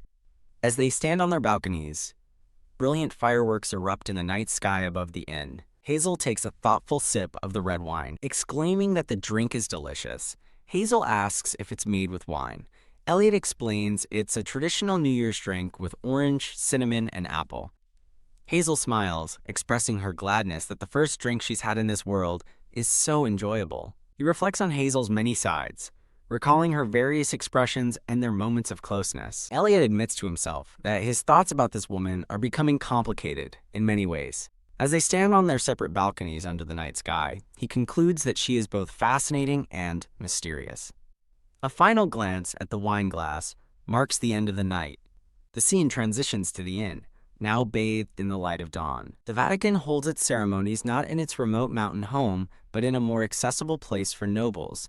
Amid a festive atmosphere, trumpets herald the gathering of noble houses at the palace temple. Elliot leads the children through a hall of knights as Luna asks about the place, recalling a pretty lady from last year. He explains this is where they will meet the Pope. Daniel reports that children and nannies must enter the audience room first, perplexing Elliot, who instructs Daniel to follow him in later. Daniel looks up in surprise, realizing the man approaching is not Elliot. Elliot greets another noble, who teases him about his unchanged one-sided affection for Her Holiness, leaving Elliot looking baffled. When the arrival of Her Holiness is announced, Elliot and Daniel kneel. As Elliot thinks that while others see affection, he continues his thought with a grim expression. The Pope, a woman with long silver hair, actually hates him. As the Pope stands before him, his thought echoes, she hates him. Elliot maintains his serious composure while kneeling. Her Holiness gazes down at Elliot from her full height. The Pope greets Elliot, politely noting it has been a while. She turns and walks past them without another word, leaving them stunned. Her Holiness stops before the still kneeling Daniel. She lifts his chin and warmly greets him, hoping he's been well.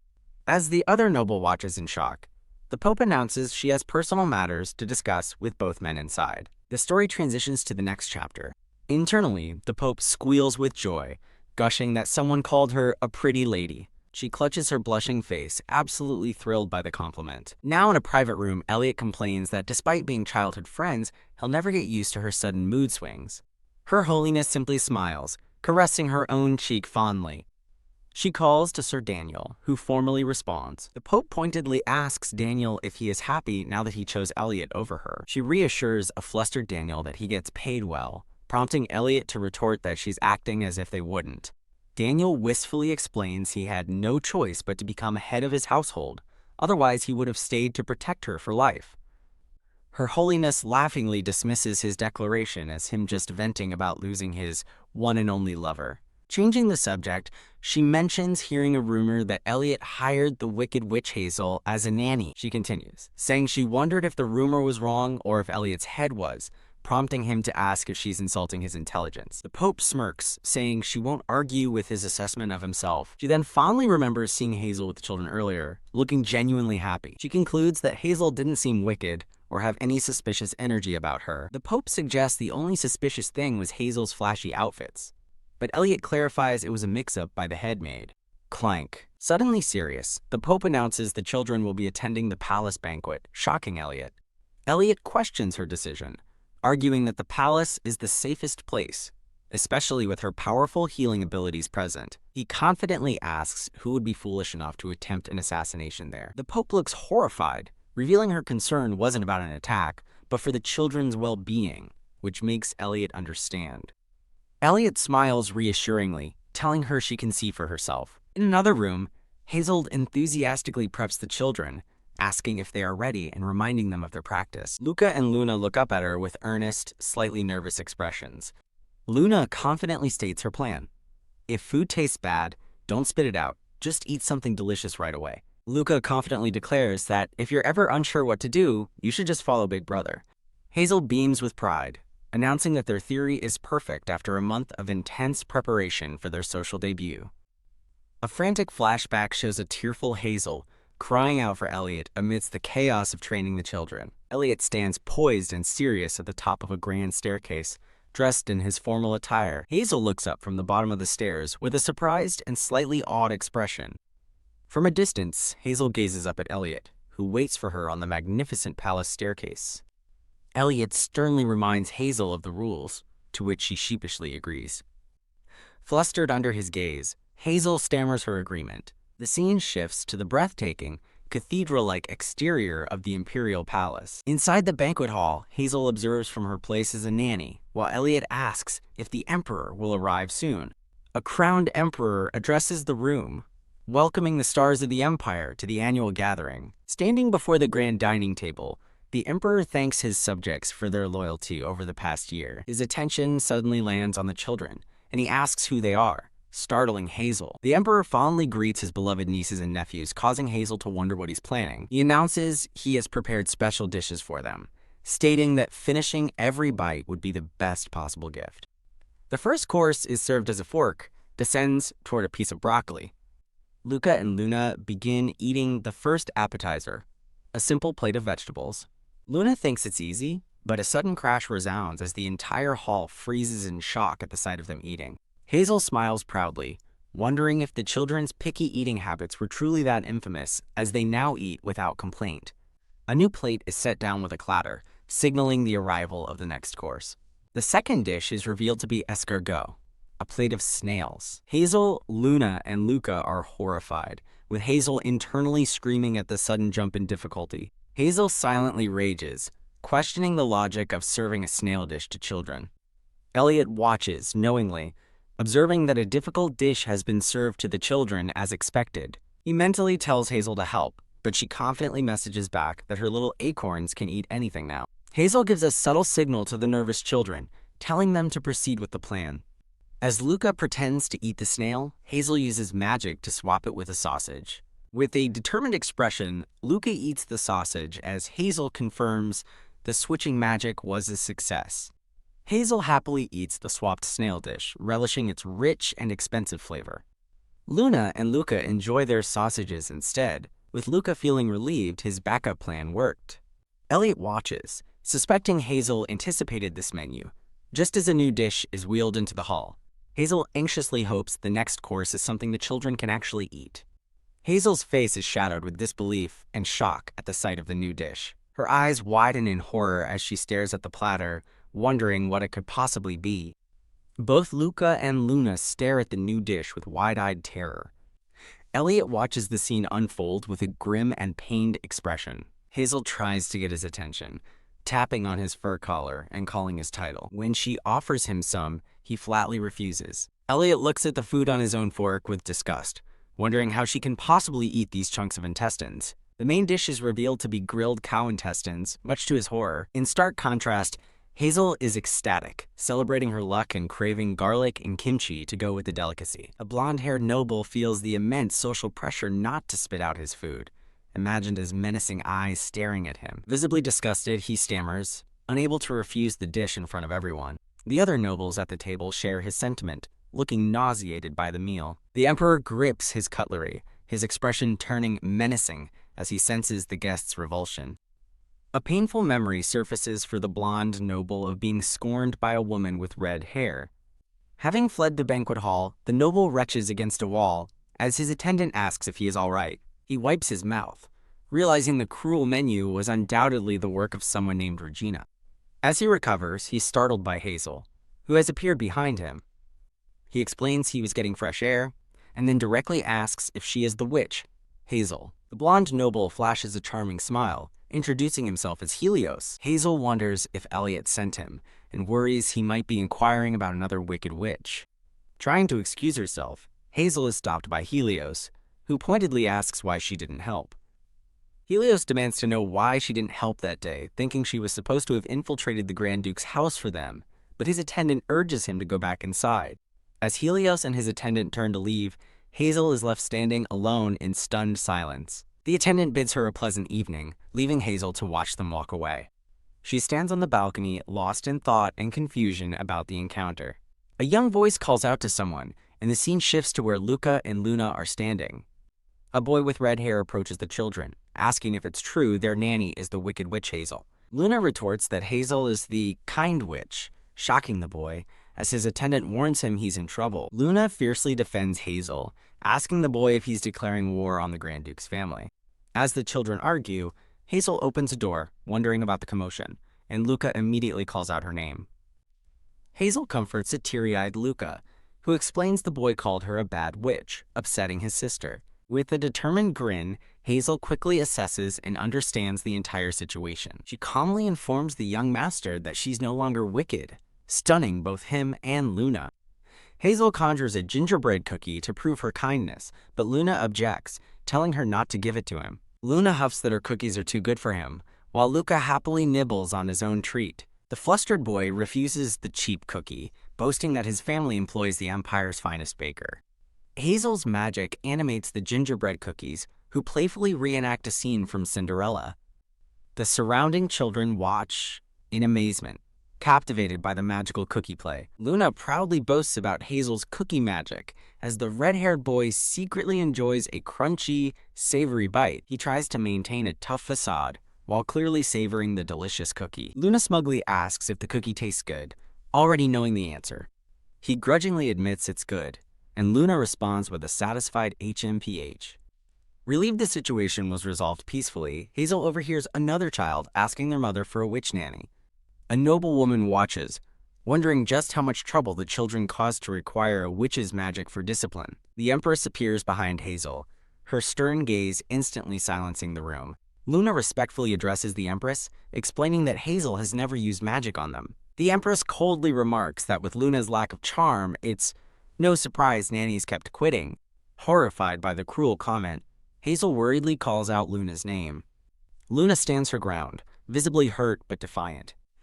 As the Empress scoffs, Hazel subtly gestures with her finger, casting a small spell.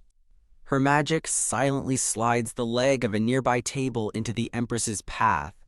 Kya, the Empress, trips spectacularly, her shriek echoing through the grand hall. Crying out in pain about her toe, the Empress fails to notice two nearby nobles snickering at her fall. Hazel cheekily sticks her tongue out, admonishing the Empress for being mean to a child. Luna looks up at Hazel, her eyes filled with awe and admiration. The story transitions, showing the wheels of their carriage returning home.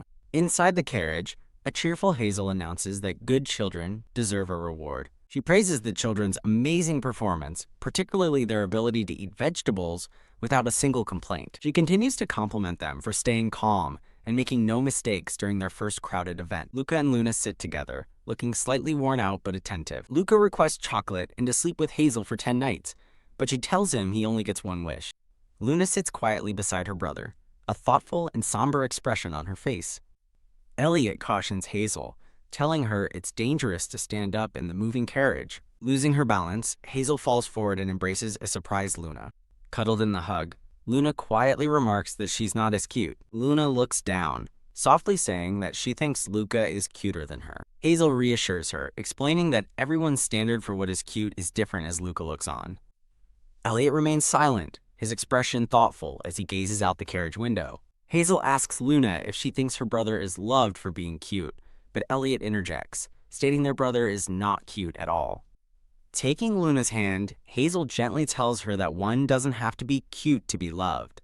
Luna tearfully asks if the Empress will find her lovely if she grows up to be like her brother. Elliot looks pained as Luna admits the Empress doesn't love her, and Hazel promises to explain the complicated story when she's older. Hazel wisely tells Luna that just because someone doesn't love her, it doesn't mean she has to be unhappy. She continues, telling Luna that the other person's inability to love is their problem, not hers. As an elderly woman listens with concern, Hazel reveals this was advice from her grandmother, remembering a time when she cried alone after being comforted by her. Later that night, Hazel gently pats the blanket over the peacefully sleeping Luca and Luna. After quietly closing the children's bedroom door, Hazel's expression turns serious. Resolved, Hazel sits down and prepares to act on her decision. She closes her eyes and reaches out, channeling her magic into a glowing orb of light. Her magic forms a connection as a voice expresses concern for Your Highness the Crown Prince. A young man with blonde hair asks about the concern, realizing with a thought that his communication magic worked. He mentally notes the lucky timing of overhearing a conversation about himself, just as another voice questions if they've told the witch too much. Two shadowy figures discuss the witch, worrying she might now side with the Grand Duke. A jolt of magic hits Hazel as she's shocked by the implication that she was once aligned with the royal family. A man with glasses recalls telling the Crown Prince that he hoped the witch could sense a hidden relic, but Hazel realizes she knows nothing about it. Hazel, in her trance, looks utterly bored by the memory. The Crown Prince complains to an attendant that Hazel just stared blankly at him, concluding his handsomeness must have stunned her into talking nonsense. Listening in, Hazel is disgusted by his narcissism and silently wonders if he's insane. As Elliot's image flashes in her mind, Hazel gasps and struggles to refocus her concentration. The Crown Prince fumes, blaming Regina for his humiliation and worrying that Elliot's popularity will only grow. He seethes with rage, wishing he could get rid of Elliot like he did his parents, but recalling that his father told him to wait. His angry thoughts are interrupted when he spots something unexpected on his desk. He finds a bear-shaped cookie, a clear message from the eavesdropping witch. The magical connection is severed as Hazel abruptly stops her spell. She looks down, a nervous sweat on her face as she realizes she's just learned something huge. Startled by a sudden knock on her door, Hazel jumps and nervously asks, "Who is there?" Elliot peeks into the room, cautiously calling out for Miss Hazel. Hazel quickly puts on a smile, blushing as she insists that nothing is wrong. Elliot walks in to thank her, though she is still too flustered to properly respond. With a warm smile, Elliot praises her as a capable nanny who deserves a reward for her success. Her eyes widen in surprise as he asks if there is anything she would like. With newfound resolve, Hazel looks up at him and confirms that yes, there is. As he encourages her to speak, she steps closer, her hands clenched with nervous anticipation. Looking up at him, she asks if her reward is that he trusts her, to which he simply asks why. Flustered by his unexpected response, she is momentarily speechless. Elliot patiently urges her to go on as she struggles to find her words. She clasps her hands together, her expression a mix of anxiety and hope. She repeats her question about trust, and a slightly blushing Elliot again asks for her reasoning. Elliot looks away, asking her to promise that she will trust him. Looking him in the eyes, she earnestly agrees that she will trust him. A shadow falls over her face as her resolve hardens. Hazel is shocked when Elliot reveals he already knew about her past, exclaiming that he told her he didn't. Elliot explains he only pretended not to know her to protect her, though he admits a lack of trust was also a factor. He pulls his hand away, sternly reminding her that he had warned her not to investigate the matter. Hazel quickly denies investigating, explaining that the Crown Prince came to her and revealed everything himself. She relays that the Crown Prince is looking for a relic he believes is hidden in the estate, but Elliot confirms no such relic exists. Hazel realizes the royal family is attacking them over a baseless rumor, while Elliot thoughtfully considers this new information. Elliot explains the royal family's years-long obsession began when they investigated if his mother, a former saint, brought a relic to the family. He sternly instructs Hazel to keep this secret from everyone, including the children. Elliot reveals that very few people know this information, only himself and Daniel, the captain of the guard. He acknowledges his debt to her, but Hazel humbly brushes it off before changing the subject. As a stunned attendant looks on, Elliot asks Hazel how she evaded detection from the Crown Prince's own wizard. Hazel cheerfully explains she used a clever, advanced sensory transfer spell on a cookie that they'd never suspect. While a chibi Hazel looks pleased with herself, a chibi Elliot remains deeply suspicious of her methods. Elliot silently questions her casual decision to eavesdrop, while Hazel prepares to share another thought. She smiles warmly, admitting to Elliot that watching him struggle breaks her heart. A chibi Elliot holds up a sign telling her not to treat him like a child, leaving a flustered Hazel to deny she was. As Elliot leaves, wishing her sweet dreams, Hazel enthusiastically calls out a goodnight to him. Pausing outside her door, Elliot stands silently for a moment, lost in thought. Hazel reaffirms her loyalty to him, while outside, a blushing Elliot concedes that she is definitely not the Wicked Witch. Cough. The next morning, Hazel lies sick in bed with a cold compress, realizing she's caught a cold. A flashback shows an upset Luca shouting, "No," in front of Hazel and Elliot. The children had been difficult, with Luca refusing to eat or take medicine without Hazel and Elliot present. He had tearfully insisted that he didn't want anyone else taking care of him. Back in the present, Hazel realizes she caught the cold from Luca's stubborn refusal to rest. She despairs over the terrible timing, knowing her healing potions are useless against a common cold, and her stimulants are gone. Determined to find relief, she gets out of bed, remembering she has something in her cabin. She finds and retrieves a small bottle filled with a shimmering pain relief potion. Phew. After drinking the potion, she sighs in relief as she finally starts to feel better. In the quiet cabin, she notes that two maids named Lady and Daisy are watching the children for her. A sudden craving for shrimp porridge strikes, but she worries she doesn't have any fresh shrimp. With a flash of inspiration, she realizes the Grand Duke's kitchen must have some, and begins to daydream about porridge. Mischievously deciding to use 8 whole shrimp, she eagerly heads for the kitchen. Opening her cabin door, she stops short, surprised by what she finds. A sweet, handmade get-well-soon card from the children is taped to her furniture. Overcome with emotion, she clutches the adorable card and promises her little acorns that she will get better soon. She then notices a small bag tucked away beside a cabinet, wondering what else they left. She kneels and picks up the mysterious bag, curiously wondering what's inside. The bag contains lemon candies and several vials of an expensive healing stimulant. Touched by the anonymous, costly gift, she gratefully decides to enjoy it. Her spirits lifted, she happily rushes off to the main kitchen, singing about making her porridge. Arriving at the large pantry, she quietly calls out to see if anyone is there. Sniffle. Her face lights up with joy as she smells the fresh vegetables. Feeling a little guilty for sneaking ingredients, she decides to only take a few. She begins carefully dicing a carrot on a cutting board. The diced vegetables and fresh shrimp are added to a pot of bubbling porridge. The finished dish is a steaming, perfect bowl of shrimp porridge. Kaya, for the finishing touch, she proudly holds up a bottle of her special homemade sesame oil. As she's about to happily drizzle the oil over her meal, a familiar voice calls her name. Elliot stands in the doorway, sternly reminding her that a sick person should be resting, not working in the kitchen. He watches her with a cold, serious expression, waiting for an explanation. Clutching her bowl, a blushing Hazel timidly explains that she was hungry. He asks if she is planning to eat now, and she quietly confirms with a sniffle. Elliot crosses his arms, his gaze fixed on the porridge she just made.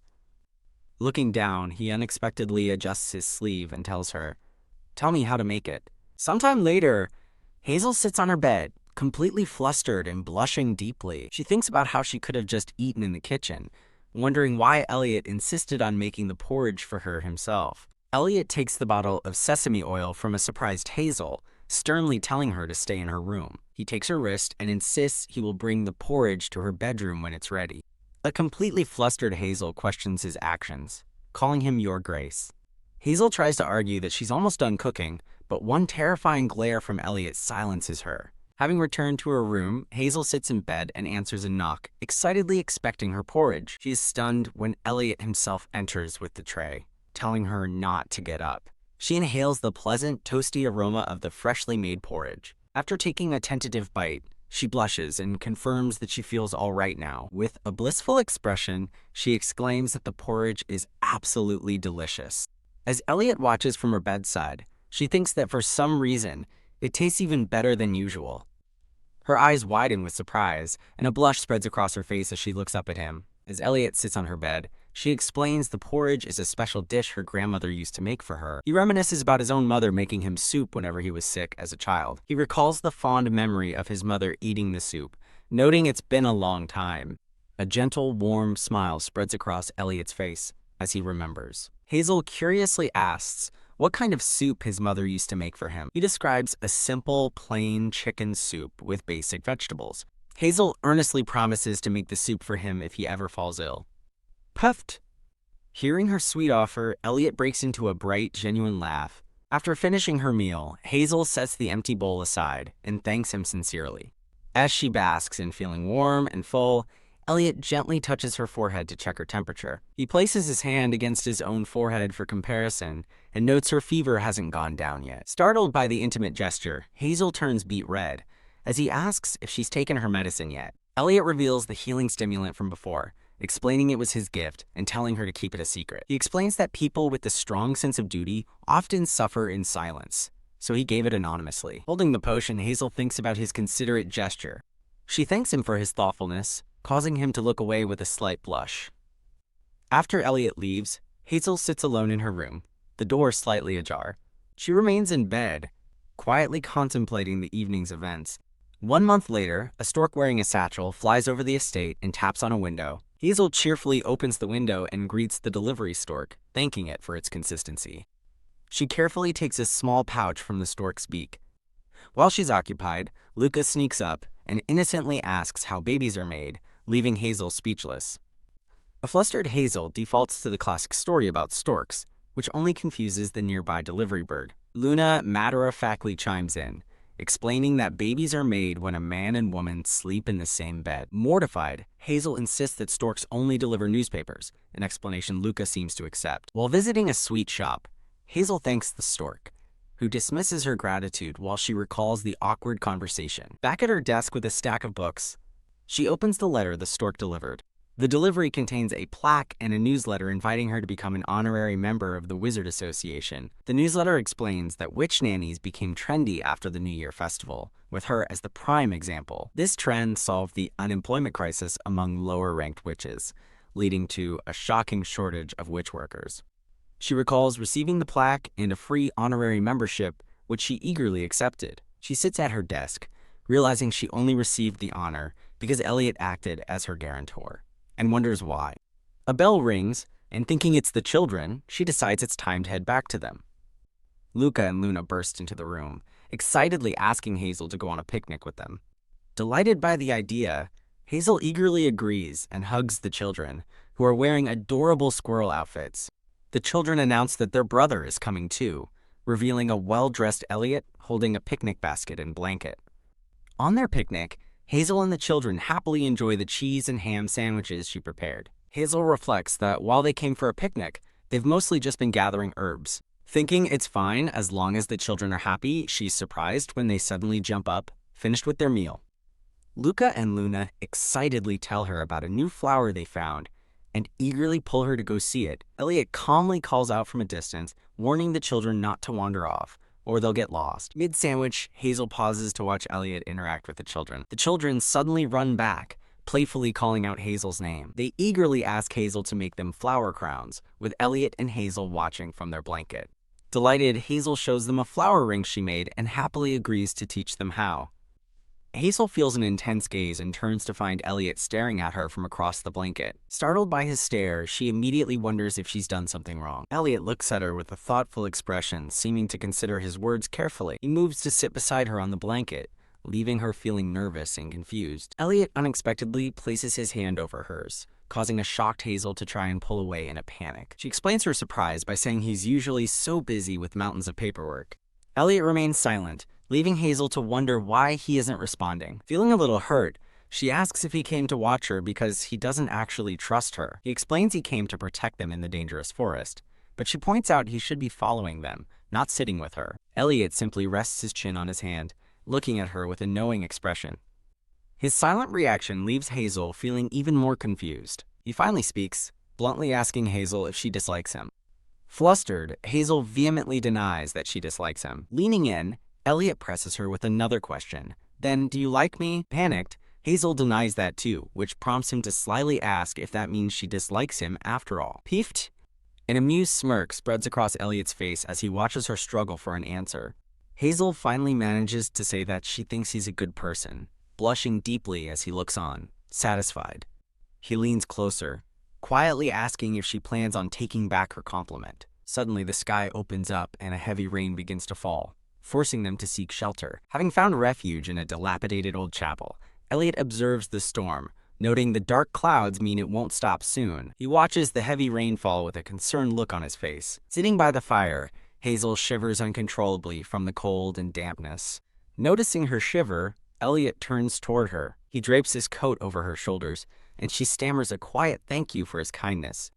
To pass the time, Luna declares the chapel a temple and volunteers to be the pope. A curious Luca asks what a pope does.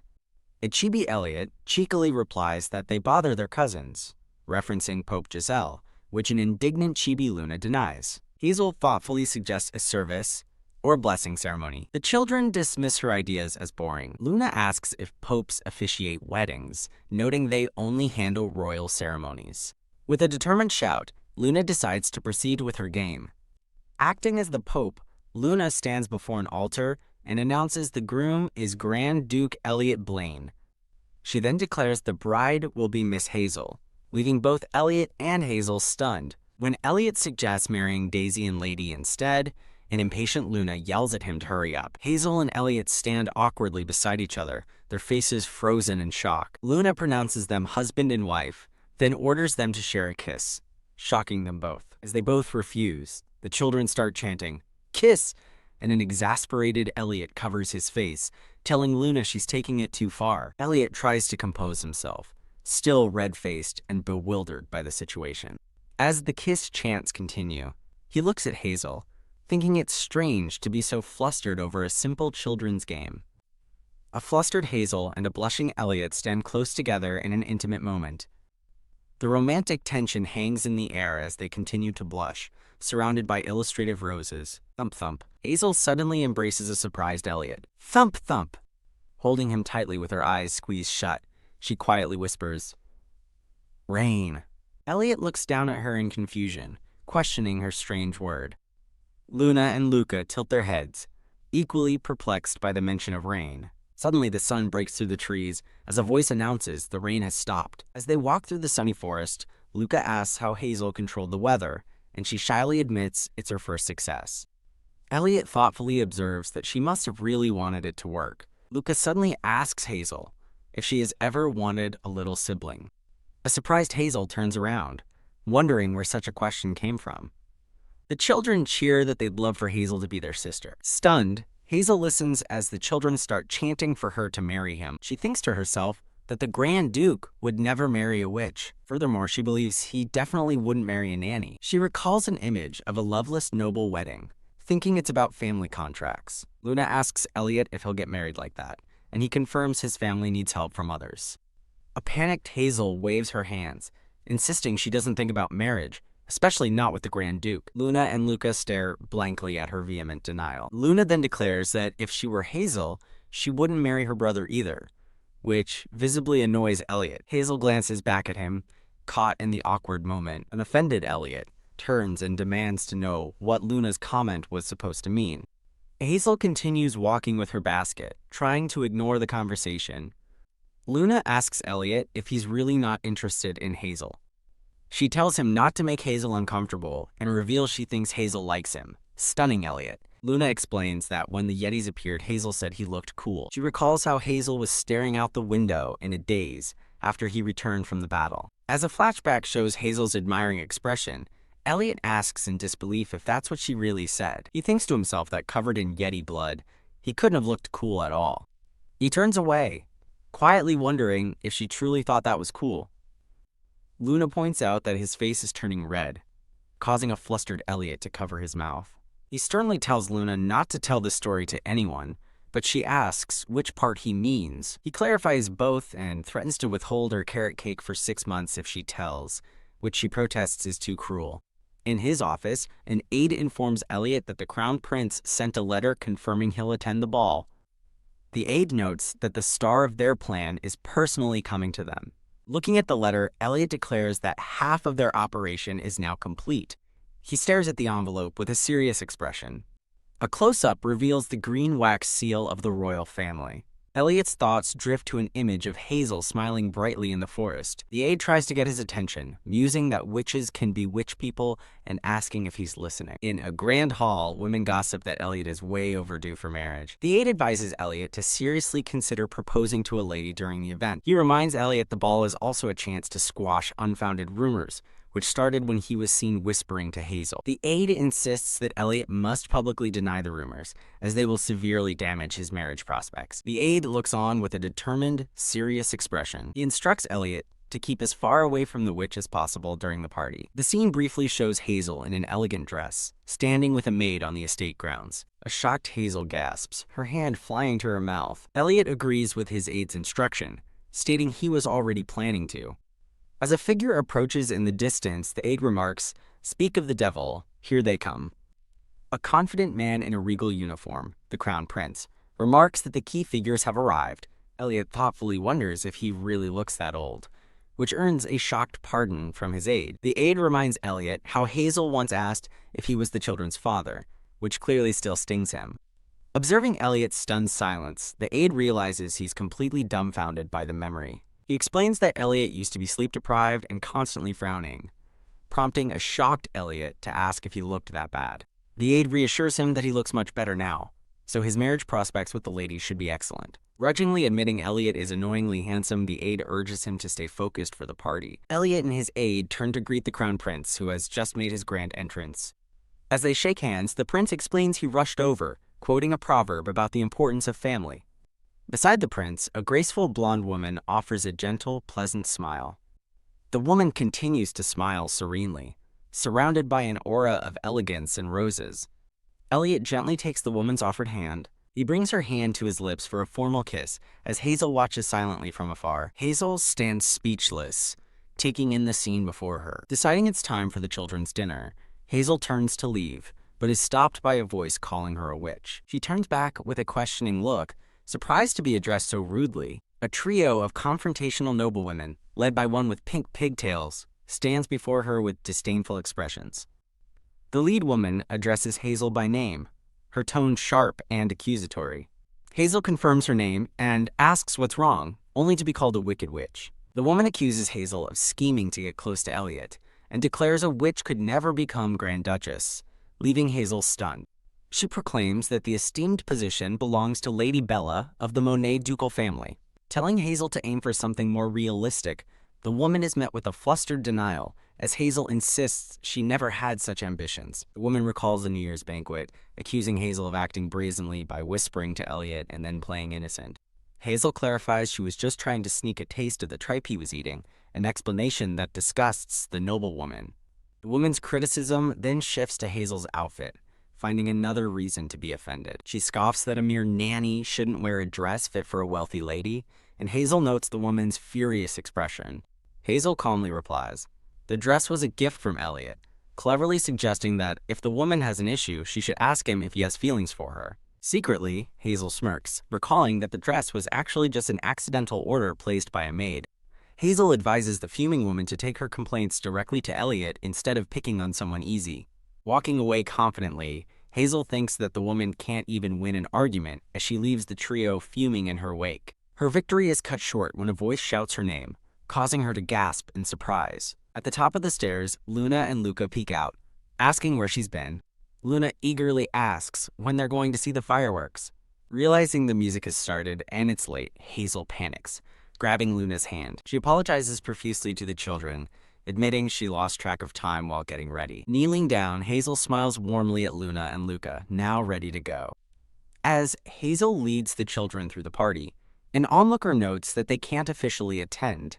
Hazel scans the room, thinking that while they have permission for the fireworks, she must find Elliot to hand the children over to him first. Spotting a group of guests, she worries that time is running out before the fireworks begin. Hazel approaches a man with a ponytail, addressing him as Sir Victor.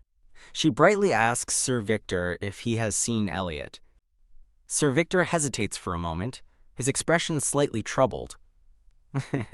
He points across the ballroom, telling her Elliot is over there. Hazel's cheerful expression falters as her eyes widen in shock at what she sees. In the center of the floor, Elliot dances with a blonde woman as a guest remarks on what a perfect pair they make. Other ladies gossip that Lady Bella is a perfect choice for Grand Duchess, calling the dancing couple picturesque. Hazel tries desperately to keep her face neutral as she feels her expression stiffening with dismay. Turning to Sir Victor, she asks him to watch the children for a moment while she goes to set off the fireworks. Sir Victor cheerfully suggests she has plenty of time and invites Lady Hazel for a dance. A flustered Hazel protests that she can't dance, but he insists that today is the day she'll learn. Sir Victor cheerfully volunteers a stunned Sir Daniel to watch the children.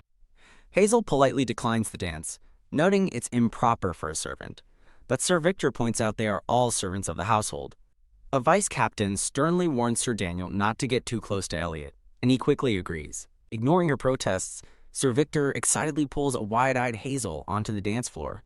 As they dance, he compliments her, remarking that she's doing surprisingly well for a beginner. Hazel laughs, crediting him as a good teacher and admitting she's just barely managing. Just as she says this, she steps on his foot and apologizes, but he brushes it off with a smile. He reassures her by sharing that he was once so clumsy that people avoided dancing with him. He takes her hand more firmly, guiding her with a reassuring grip. She wonders why someone so skilled would teach her, and he playfully insists he's decent now. A sharp voice cuts in as Elliot appears, pointing out that the straps on her dress are undone. Startled, Hazel stammers his title, while Sir Victor smiles at the Grand Duke's arrival. Sir Victor declares that with a more excellent teacher present, he will humbly step aside. A panicked Hazel calls out to Sir Victor as he leaves her alone with the stern-looking Elliot. Laughing nervously, Hazel tries to flee as well, but Elliot calls for her to wait. Elliot stands with a grim expression, a shimmering aura around him. Panicked, Hazel calls out to the retreating Sir Victor, left alone with a stern Elliot. Elliot remains standing with a serious expression, the air around him sparkling. As she turns to leave, Hazel worries that staying any longer will make her as bitter as the other ladies. Deciding to prepare the fireworks, she makes a quick turn to leave the balcony. In her haste, Hazel loses her footing and begins to fall backward with a gasp. Crying out that she's falling, she feels a hand suddenly catch her shoulder. Saved from her fall, she looks back in surprise to see who caught her. Elliot holds her steady, looking down at her and bluntly saying, "Huh, witch?" He steadies her as they stare at each other, a moment of surprise passing between them. To her astonishment, Elliot kneels before her, assuring her that this time, her straps won't come undone. He asks if she is all right, and a flustered Hazel brightly stammers that she's fine. Waving her hands, she thanks him and urges him to go back inside the party. Elliot flatly refuses, leaving a confused Hazel to ask what he means. He stands before her on the quiet balcony, blocking her path. Hazel hesitantly explains that it feels inappropriate for her to be dancing out here in her current outfit. Elliot coolly asks what's wrong with the dress that he personally bought for her. Stunned by his words, she hesitantly reaches for his outstretched hand. Her mind is flooded with painful memories of the aide and noblewomen calling her a wicked witch who should know her place. Overwhelmed, she pulls her hand back and bows her head, silently rejecting his offer. From a distance, a group of noblewomen are seen gossiping and laughing. The blonde Lady Bella laughs with another woman, as the words, "not a witch," emphasize her suitability. Hazel clutches her dress in distress, feeling the immense weight of her social standing. Later, Luna and Luca watch the fireworks in awe, pointing them out to Elliot. While the children marvel at the bright colors, Elliot watches the display with a cold, distant expression. Elsewhere, the Crown Prince informs Elliot that the Duke of Monet approached him directly, implying a marriage proposal. The aide confronts Elliot, demanding to know why he went near Hazel after being explicitly warned to stay away. In a flashback, Elliot watches Hazel dance with Sir Victor and admits he doesn't know what came over him. He recalls the image of her bright, happy smile as she danced. He thinks that if she had just cast a spell on him,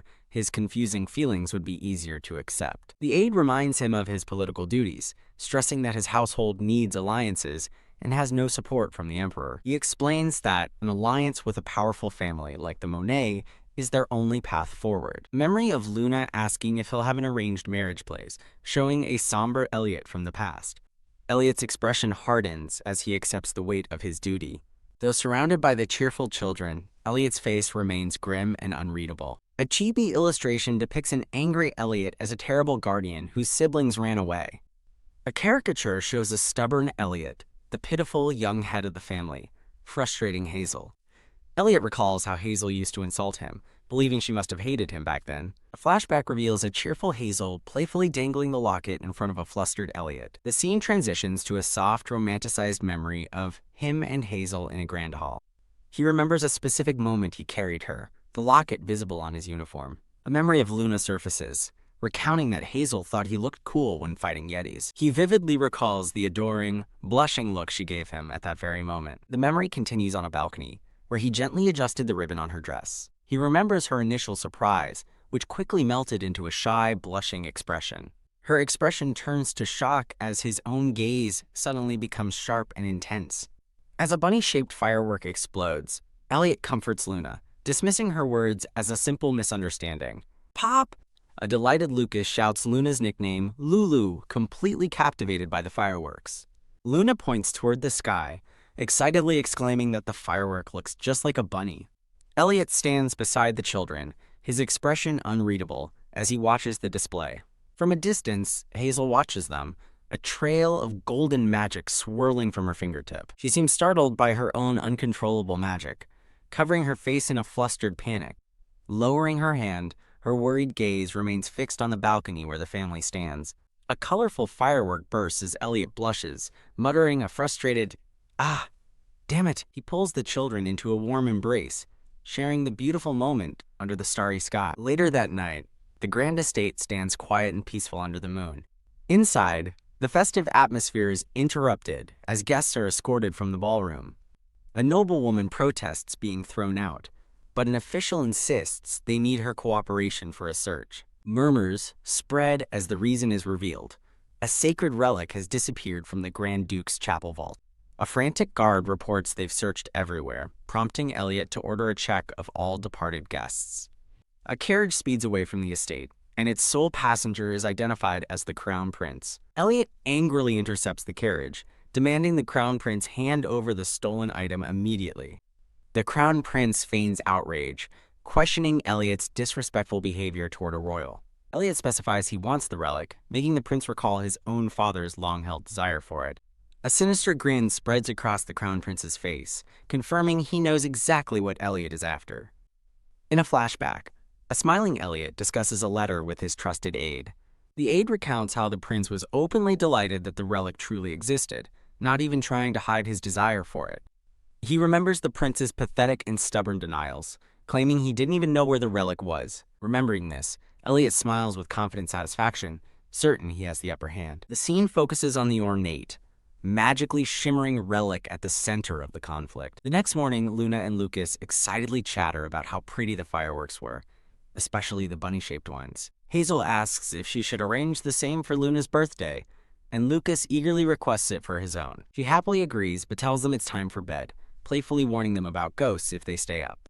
With tears welling in his eyes, Lucas sweetly asks if he and Luna can sleep with her tonight. Luna complains that her brother is too rigid to have a lover, while Hazel muses he might get one soon. Luna pointedly asks if Hazel knows Lady Bella from the Monet family, but Hazel replies that she doesn't. Luna continues to watch Hazel with a serious and calculating expression. She finally states that her brother and Hazel look better together and that she thinks he likes Hazel. Completely stunned, Hazel stammers in disbelief at Luna's bold matchmaking attempt. Luna argues that her brother only plays pranks on Hazel, but Hazel nervously dismisses it as him just being comfortable with her. Hazel reminds Luna that Elliot has shown kindness to others too, like when he tied Luna's shoelaces. She flails her hands frantically, insisting that it's all the same feeling and definitely means nothing special. Sitting up with determination, Luna boldly declares, "I want Hazel to marry my brother." She explains that this is the only way for them all to become a real family. Hazel cheerfully counters that she already considers them family, prompting a flustered Luna to quickly agree. Luna clarifies she didn't mean anything by her question, but Hazel just laughs it off warmly. The next morning, Luna and Luca sleep peacefully in bed together. A quiet moment focuses on Luna's hands, resting peacefully as she sleeps. Peeking from under the covers, Luna wakes up and asks Hazel if she dislikes her brother. Hazel looks startled and saddened by the unexpected question. Sitting by their bed, Hazel reassures Luna that if she doesn't like Elliot, she won't mention it again. Walking through the hall with a lantern, Hazel reflects on her growing desires now that her life is comfortable. Elsewhere, Elliot stands before a door, recalling that a year ago, his only wish was for a single friend. As Elliot turns, a voice addresses him as "Your Grace," and he greets Lady Hazel. Holding her lantern, a surprised Hazel asks what brings him to her door. Elliot hesitates, touching the back of his neck awkwardly without answering. The two stand facing each other in a moment of quiet, awkward tension. Elliot apologizes for his rude behavior earlier, leaving Hazel confused as she asks what he means. He looks away with a slight blush, clearly embarrassed by his past actions. Hazel quickly insists he doesn't need to apologize, saying she should be thanking him for saving her. She internally notes his embarrassment, concluding that he didn't truly mean his harsh words. Relieved, Elliot asks if she was hurt, and Hazel confirms she's perfectly fine. Elliot admits she looks startled to see him, and Hazel internally retorts that anyone would be finding someone lurking at their door. Elliot seems to understand her reaction, murmuring that must have been why she was so surprised. Hazel playfully clings to his arm, gushing that his good looks always catch her off guard, which flusters him. Bidding him good night, Hazel prepares to enter her room and tells him to rest well. Hazel's thoughts drift back to her past life in Korea, recalling an obsessive fan of an idol. In a flashback, high school students rave about an idol's unreal good looks and recent comeback. The memory continues as a fan watches the idol on her phone, thinking she just wants to admire him from afar. The fan concludes that the idol's face is a blessing to the world, content to just admire him forever. Hazel has an epiphany, deciding her feelings for Elliot are simply a form of fangirling, like cheering for an idol. She reminds herself of her station, thinking there's no way a Grand Duke would ever end up with a witch. Sitting on her bed, she resolves that if she has fallen for him, she must force herself to fall out of love. Hazel looks up with a determined expression, solidifying her decision. The detailed rose embroidery on her nightgown is shown as she sits quietly. A new day begins as the scene shifts to the grand exterior of the ducal mansion. In another location, a nobleman with a prominent mustache looks furious. A red-haired woman criticizes a young blonde man for failing to learn about a hidden relic, leaving him speechless. The nobleman angrily grabs the young man's wrist, identifying him as Gerald and calling him a mistake. Gerald protests to his father, insisting that confirming the relic's existence is important, but his father dismisses him. The father belittles Gerald for his failures. As a lady reports that Elliot has been refusing their invitations for days, the father explodes with rage, refusing to believe Elliot is simply holed up. He recalls that Elliot's reputation has been on the rise since the festival, where he sought new alliances and a wife. Gerald reports that Elliot believes their family is finished, but his father angrily denies it. The red-haired woman deviously suggests they target the Grand Duchy itself instead of just the Grand Duke. A sinister idea dawns on the father, who orders all the palace magicians to be summoned immediately. A decorative title card marks a transition in the story. On patrol in a forest, Elliot and another knight discuss the suspicious appearance of a swamp monster. Elliot worries as monsters, including new species, reappear, fearing what will happen if his enemies discover what the relic truly is. His inner monologue reveals the secret. The relic is actually the holy power residing within him. Clenching his fist, Elliot grimly thinks that if his secret is revealed, his enemies will try to use him like a tool. A dark-haired knight advises Elliot to avoid using his holy power, and Elliot tersely agrees it's obvious. As the two knights ride away, Hazel is shown secretly watching them from behind a tree. Hazel looks up with a start while riding through a sun-dappled forest. A knight expresses his gratitude for her help, but she cheerfully insists she's happy to test her magic. Meanwhile, Luna studies diligently, while Luca panics over his lessons. The knight worries about her staying at the campsite, thinking it must be difficult for a lady. Hazel explains she won't be camping, but will instead commute to and from the manor daily. When the knight questions the day-long journey, she begins to mention a cabin in the Black Forest, catching Elliot's attention. Elliot sternly cuts her off, reminding her that the cabin is a secret meant only for them. Hazel confidently brushes off the concern, declaring that as a witch, such a trip is nothing to her. As the knight helps Hazel on her horse, Elliot watches silently until another knight calls his title. The dark-haired knight asks if Elliot is listening, and he flatly answers no. Elliot addresses the knight as Daniel, who responds attentively. Elliot poses a strange question to a bewildered Daniel, asking how one deals with being realistically handsome. Thinking of Hazel's words, Elliot complains that someone called him unrealistically handsome, much to Daniel's confusion. Daniel leans in close, annoyed, demanding to know who said such a thing, and Elliot reveals it was a young lady. As they ride on, Daniel mutters that Elliot is asking the wrong person, as he himself is the one who is realistically handsome. Daniel despairs, wishing Elliot would ask someone who has experienced both kinds of handsomeness. Elliot asks if he knows anyone like that, causing Daniel to become visibly frustrated. The scene transitions, showing a sparkling stream flowing through the woods. Elliot and Daniel continue their patrol through the forest. Deciding they've gone far enough, Elliot orders everyone to set up camp for the night. At the campsite, Hazel nervously looks around as knights go about their duties.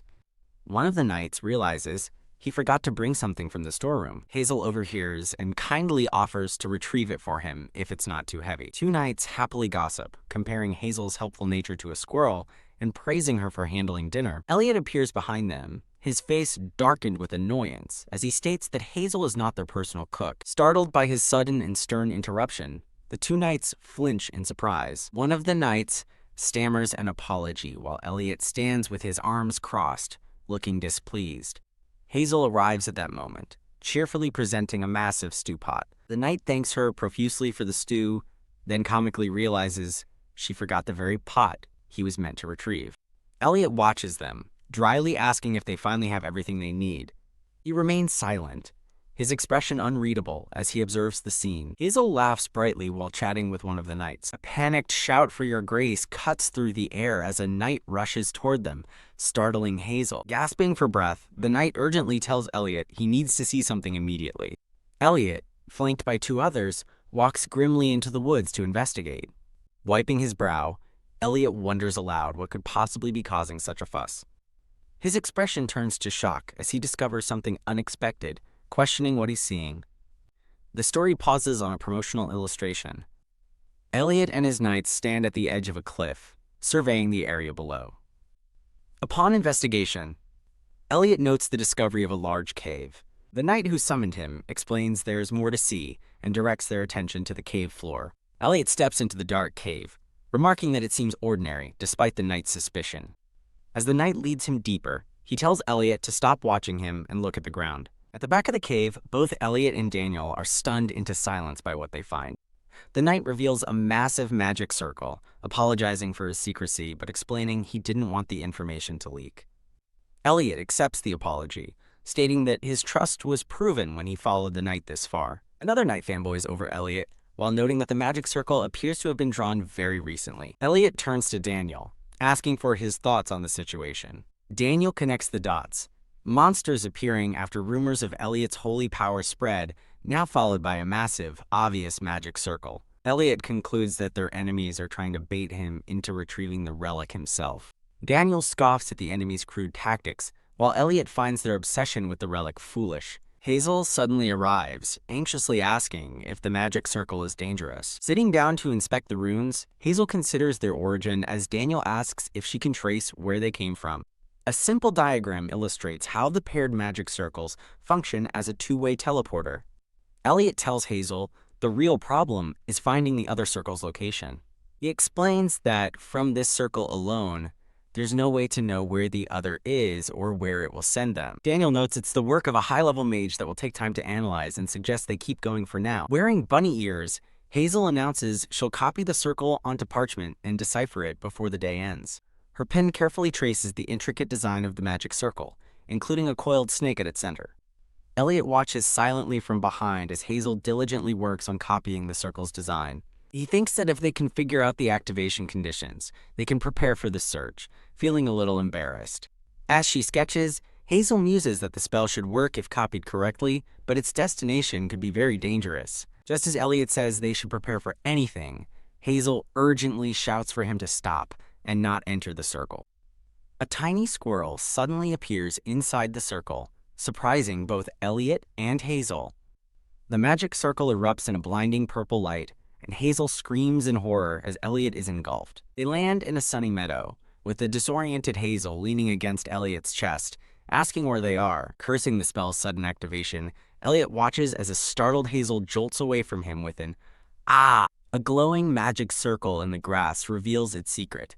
It was triggered by saying the word squirrel. Noting the new circle isn't activating, Elliot concludes it must have a different trigger word. While Elliot stands guard, Hazel sits and brainstorms new trigger words like rabbit, snake, and acorn. Elliot hands Hazel a dagger for protection before suddenly collapsing, exhausted from their long journey. He ventures deeper into the strange, dense forest. Having finished copying the new circle, Hazel sees the setting sun and worries they can't make it back on foot. Elliot decides they need shelter for the night, pointing out fresh footprints he hopes belong to the circle's creator. Hazel nervously voices her hope that nothing bad happens, prompting a curious look from Elliot. She worries aloud about monsters or being stranded without shelter before catching herself. Elliot suddenly points, telling Hazel to look, which makes her jump in surprise. He reveals a cabin in the woods, and an annoyed Hazel yells at him for scaring her. Elliot sheepishly admits he just wanted to tease her, as she vows to never let him forget it. Stepping inside, they find the interior is a complete mess, and Elliot remarks that it's practically in ruins. He points out a hole in the roof, but Hazel cheerfully notes that the fireplace is still in good shape. A warm fire crackles to life under a stew pot, filling the cabin with light. Tasting her cooking, Hazel brightly states that at least they won't freeze or starve now. A close-up shows her eyes sparkling with delight. Watching her, Elliot can't help but smile warmly, touched by her optimism. He clenches his armored fist, wanting to express his gratitude. As a pan of food sizzles, Elliot's thoughts praise Hazel's cooking skills. Now, out of his armor, he eats, and thinks about how she effortlessly cleaned up the wrecked cabin. He looks at Hazel and tells her with admiration that she is really something else. Elliot compliments Hazel, saying she can do anything, but she modestly brushes it off. Elliot imagines an angry Luna complaining about him getting Hazel's stew all to himself, then thinks that Luca would probably cry. Hazel imagines a tearful Luca asking why only his brother gets to eat, and she wholeheartedly agrees. The two of them share a moment of heartfelt laughter together. As night settles, an owl watches over the lit cabin from a nearby branch.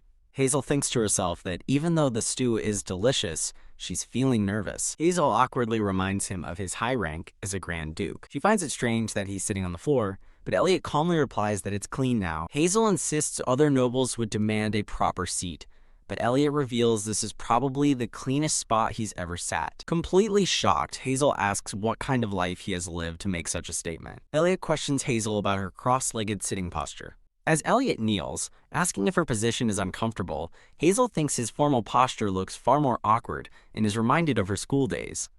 Hazel shudders, recalling a painful memory of being punished by having to stand while holding her chair for an hour. Elliot chuckles softly, finding her sudden shift in mood to be so random. Hazel pauses mid-meal, her expression becoming serious. Trying to change the subject, Hazel asks Elliot if he remembers the young lady from Monet he danced with, and he confirms he does. Hazel explains that they are a good match due to their social status and appearance, but her words are met with Elliot's cold silence. Elliot turns away without a word, leaving the atmosphere heavy with unspoken tension. Internally panicking over the awkward mood she created, Hazel is relieved when Elliot announces they've finished eating and should arrange their sleeping spots. As Elliot declares it's time for bed, Hazel offers to finish cleaning in the morning. Elliot suddenly stops her, asking if she's hurt, and a confused Hazel looks up at his serious expression. He points to a scratch on his own hand, explaining that she must have gotten hurt while climbing a tree earlier. Realizing he's the one who is hurt, Hazel confidently holds out her palm and tells him to give her his hand. She quickly clarifies that she just wants to practice healing magic, and he can refuse if he's uncomfortable. Elliot slowly extends his injured hand toward her. Hazel closes her eyes in concentration as a warm, golden light begins to glow around her hands. The healing magic envelops Elliot's hand as he watches with a focused gaze. The next morning, they walk through the woods, with a fully armored Elliot looking particularly grim. Hazel worriedly asks if he's okay, and he bluntly replies, not at all, inwardly admitting he lost sleep just from holding her hand. Standing before the new magic circle, Elliot wonders aloud what the mage's purpose was here. Consulting with a small bird, Hazel reports that it saw an old man in a long robe head in a specific direction, surprising Elliot. Elliot asks if she can talk to birds, and she proudly confirms she can now communicate with any small animal. A thought strikes Elliot, and he asks if she can find an animal who knows the password, an idea Hazel declares is genius. They begin their search for information, offering an acorn to a wary squirrel. The search continues as Hazel cautiously peers around a tree, spotting a lizard. A small bird leads the way, and Hazel and Elliot hurry to follow it through the forest. Their chase ends in disappointment as they fail to learn what the mage said, with Hazel admitting it would have been incredible if they had succeeded. Hazel's spirits lift as she realizes they at least know the direction the mage went. Full of hope, she suggests that following the animal's directions might lead them to a discovery as they set off again. Elliot suddenly stops her with a, "Wait, this," prompting a curious "yes" from Hazel as she looks ahead. His expression darkens as he grimly remarks that they've made an unexpected find. They stand before a massive cliff, where a narration reveals the horrifying discovery of a man-eating bee's nest.